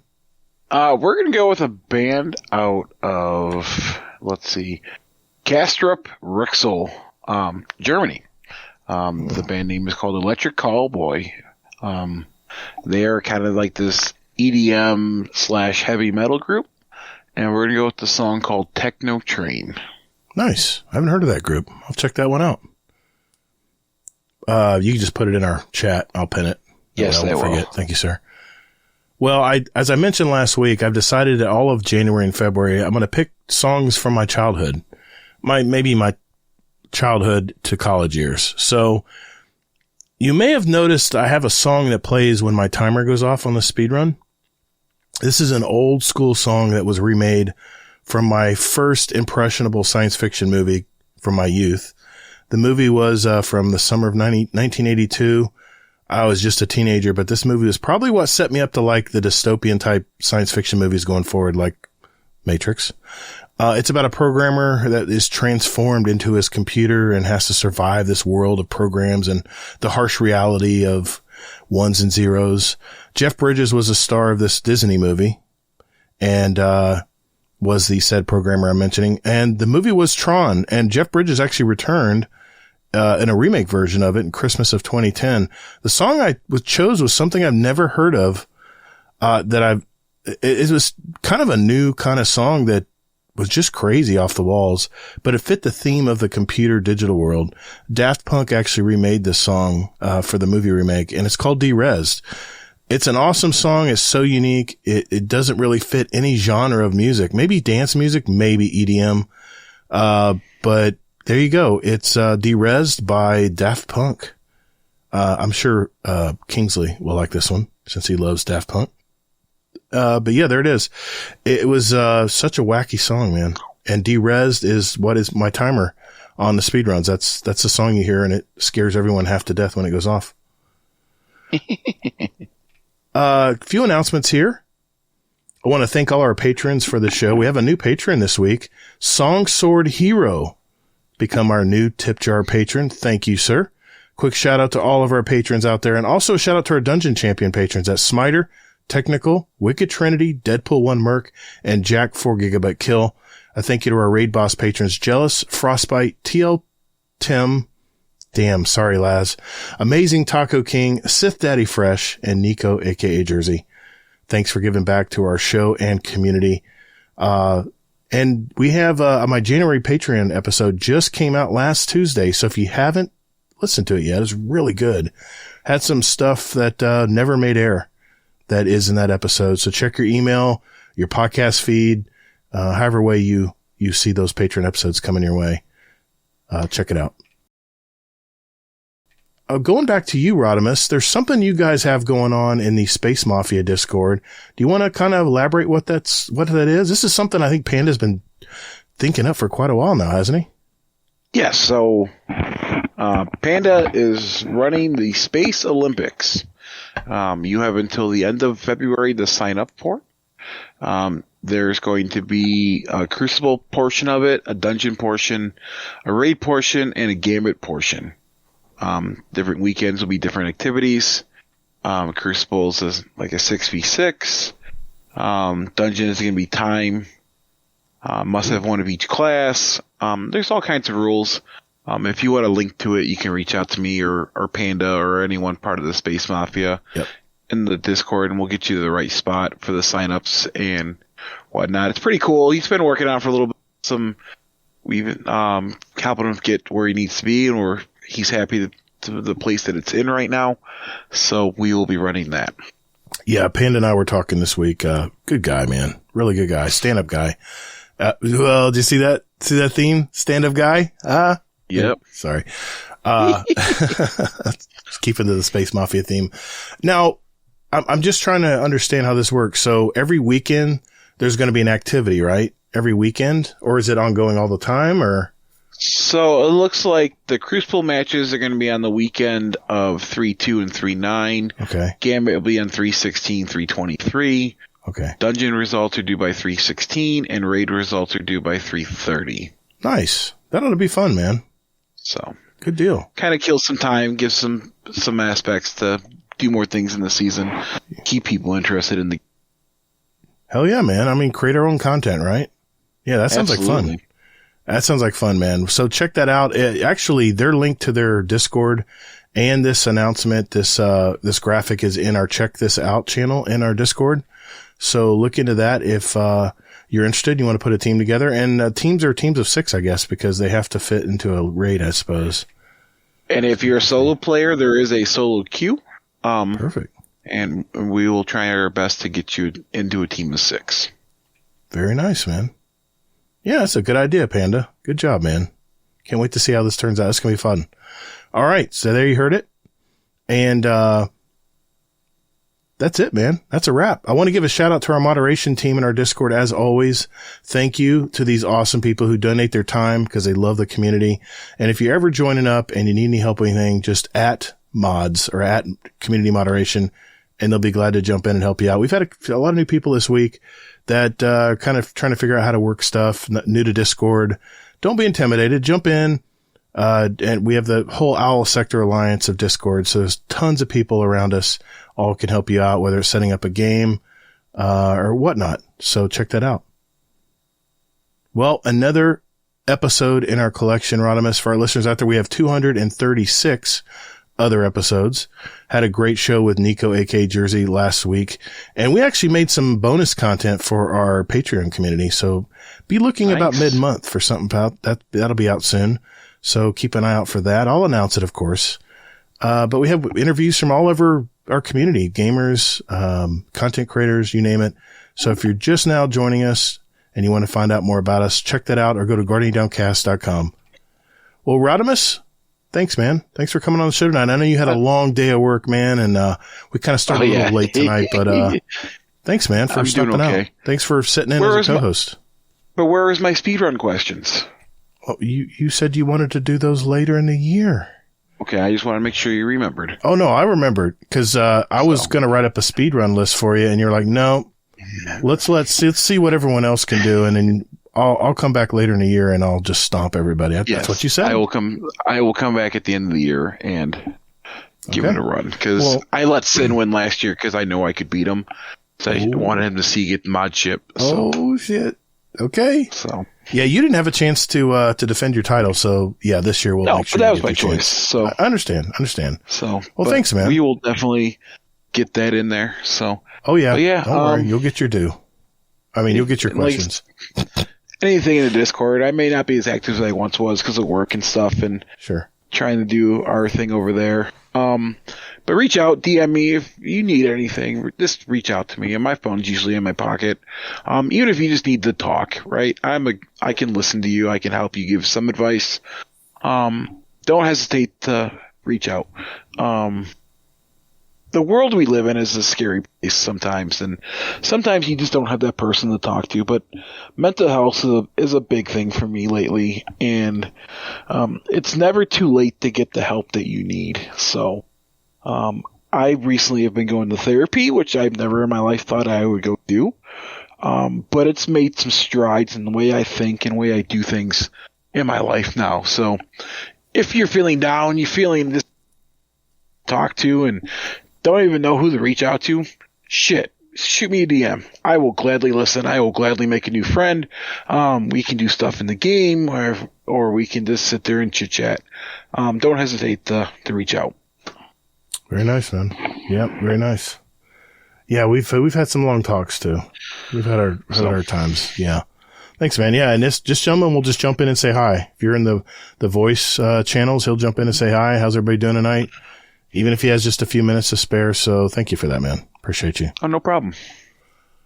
All right. Well, you can find me on Twitter X, Todd the Gator, TODD and GATR. But yeah, go to my YouTube channel, Todd the Gator, spelled the same way.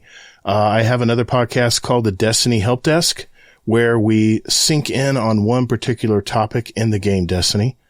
And whether it's helping a new player or just maybe going down a little deeper rabbit hole on a singular topic, that's what that podcast is for. It's all about community here with us on Guardian Downcast, but with that is more of a singular topic, and we deep dive. So check that out. If you're a sub or a follower of this podcast, jump over there, throw in a follow, and let me know what you think. It's something new I've been doing as a fairly solo podcast, but I bring on a lot of friends now, and we talk about all kinds of things. So check that out as well. I don't know how you do it, because I about pulled my hair out editing our first podcast show. You did a good job, man. And I'm hoping it gets easier going forward. My first edit of Guardian Downcast took me 2 days. Not 2 full days. It took me, I had to do it in pieces. I think it was 16 hours to edit my first podcast. And granted, I knew nothing about podcasting.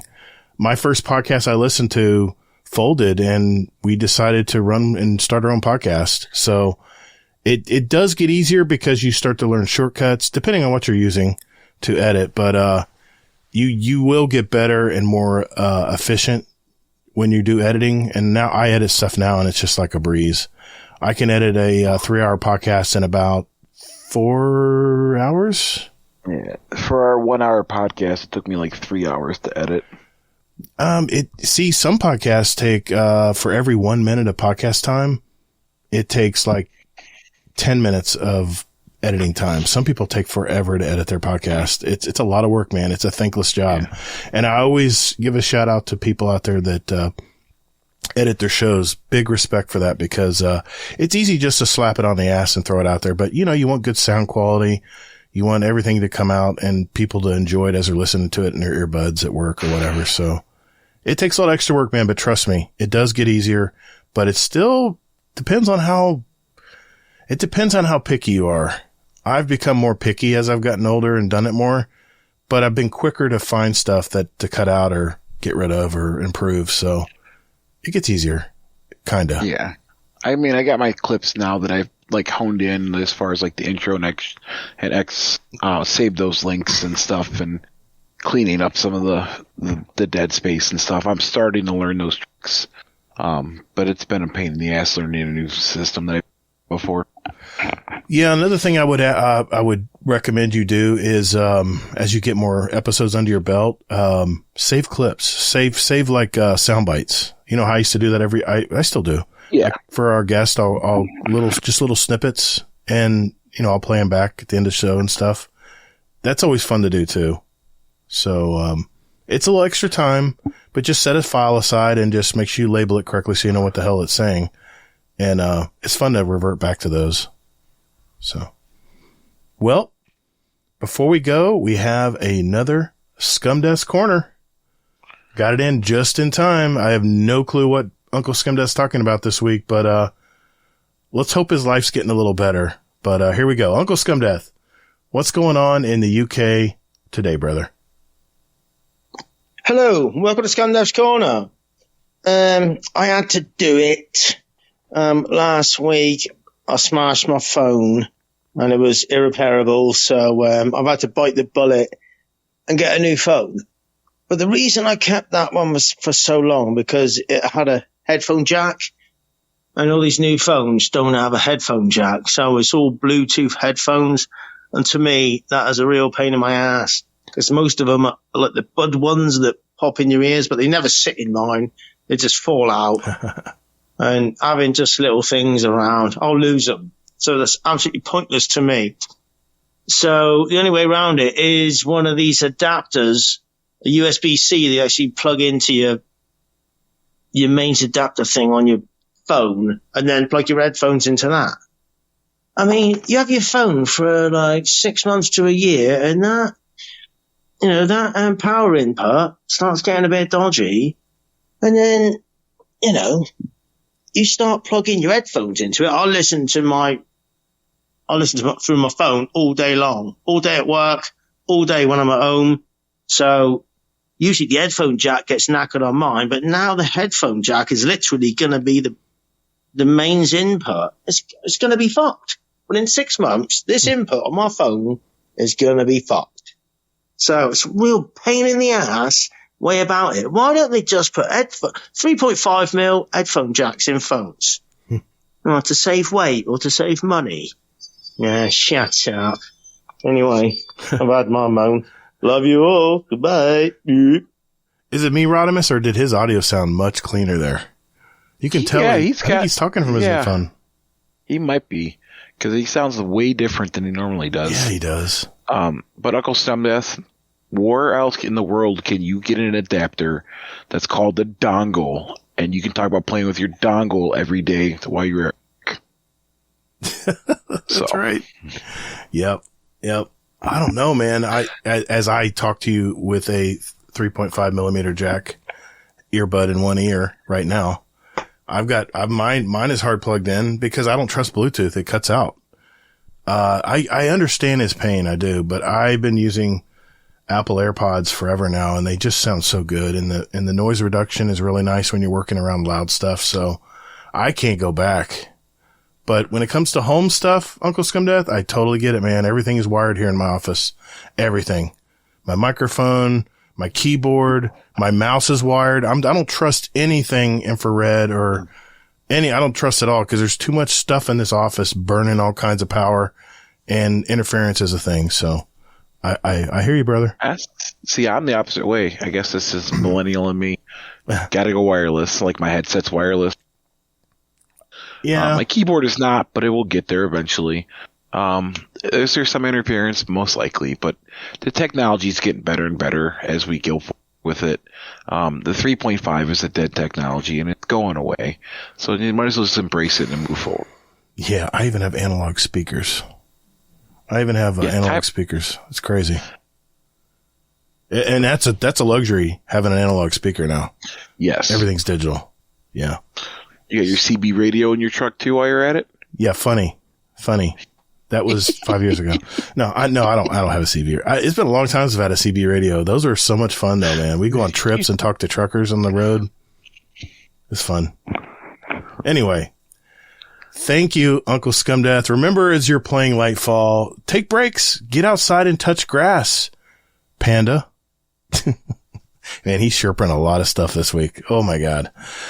Hey everyone, remember, we're Guardian Downcast, your stories, your community, your destiny. Hey, and also, be good to your fellow Guardians in the Destinyverse. The weight of the world was on your shoulders, and still you triumphed. Marvelous.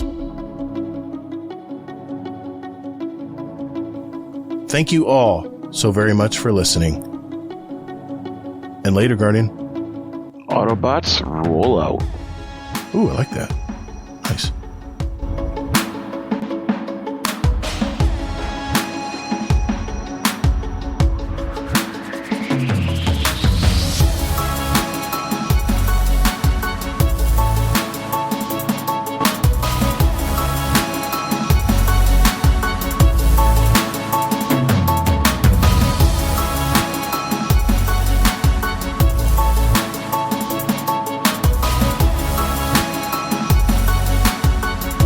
Good show, man.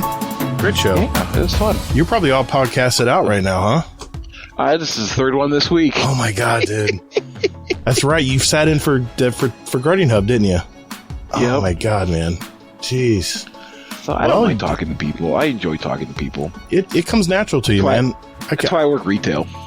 I mean, it's you just when you get a certain comfort level talking on a mic and being recorded, I think it just always came natural to you. That's why I thought you should have done a podcast, because you have the voice for it. You're very good about managing time, all that stuff, man. You do a good job at it. So I can't wait to hear what else you got coming out, man. It's gonna be fun. Yeah, we're trying some stuff. We got some ideas, and you'll kind of see a theme going with the podcast. Nice. With the 3 letters. So.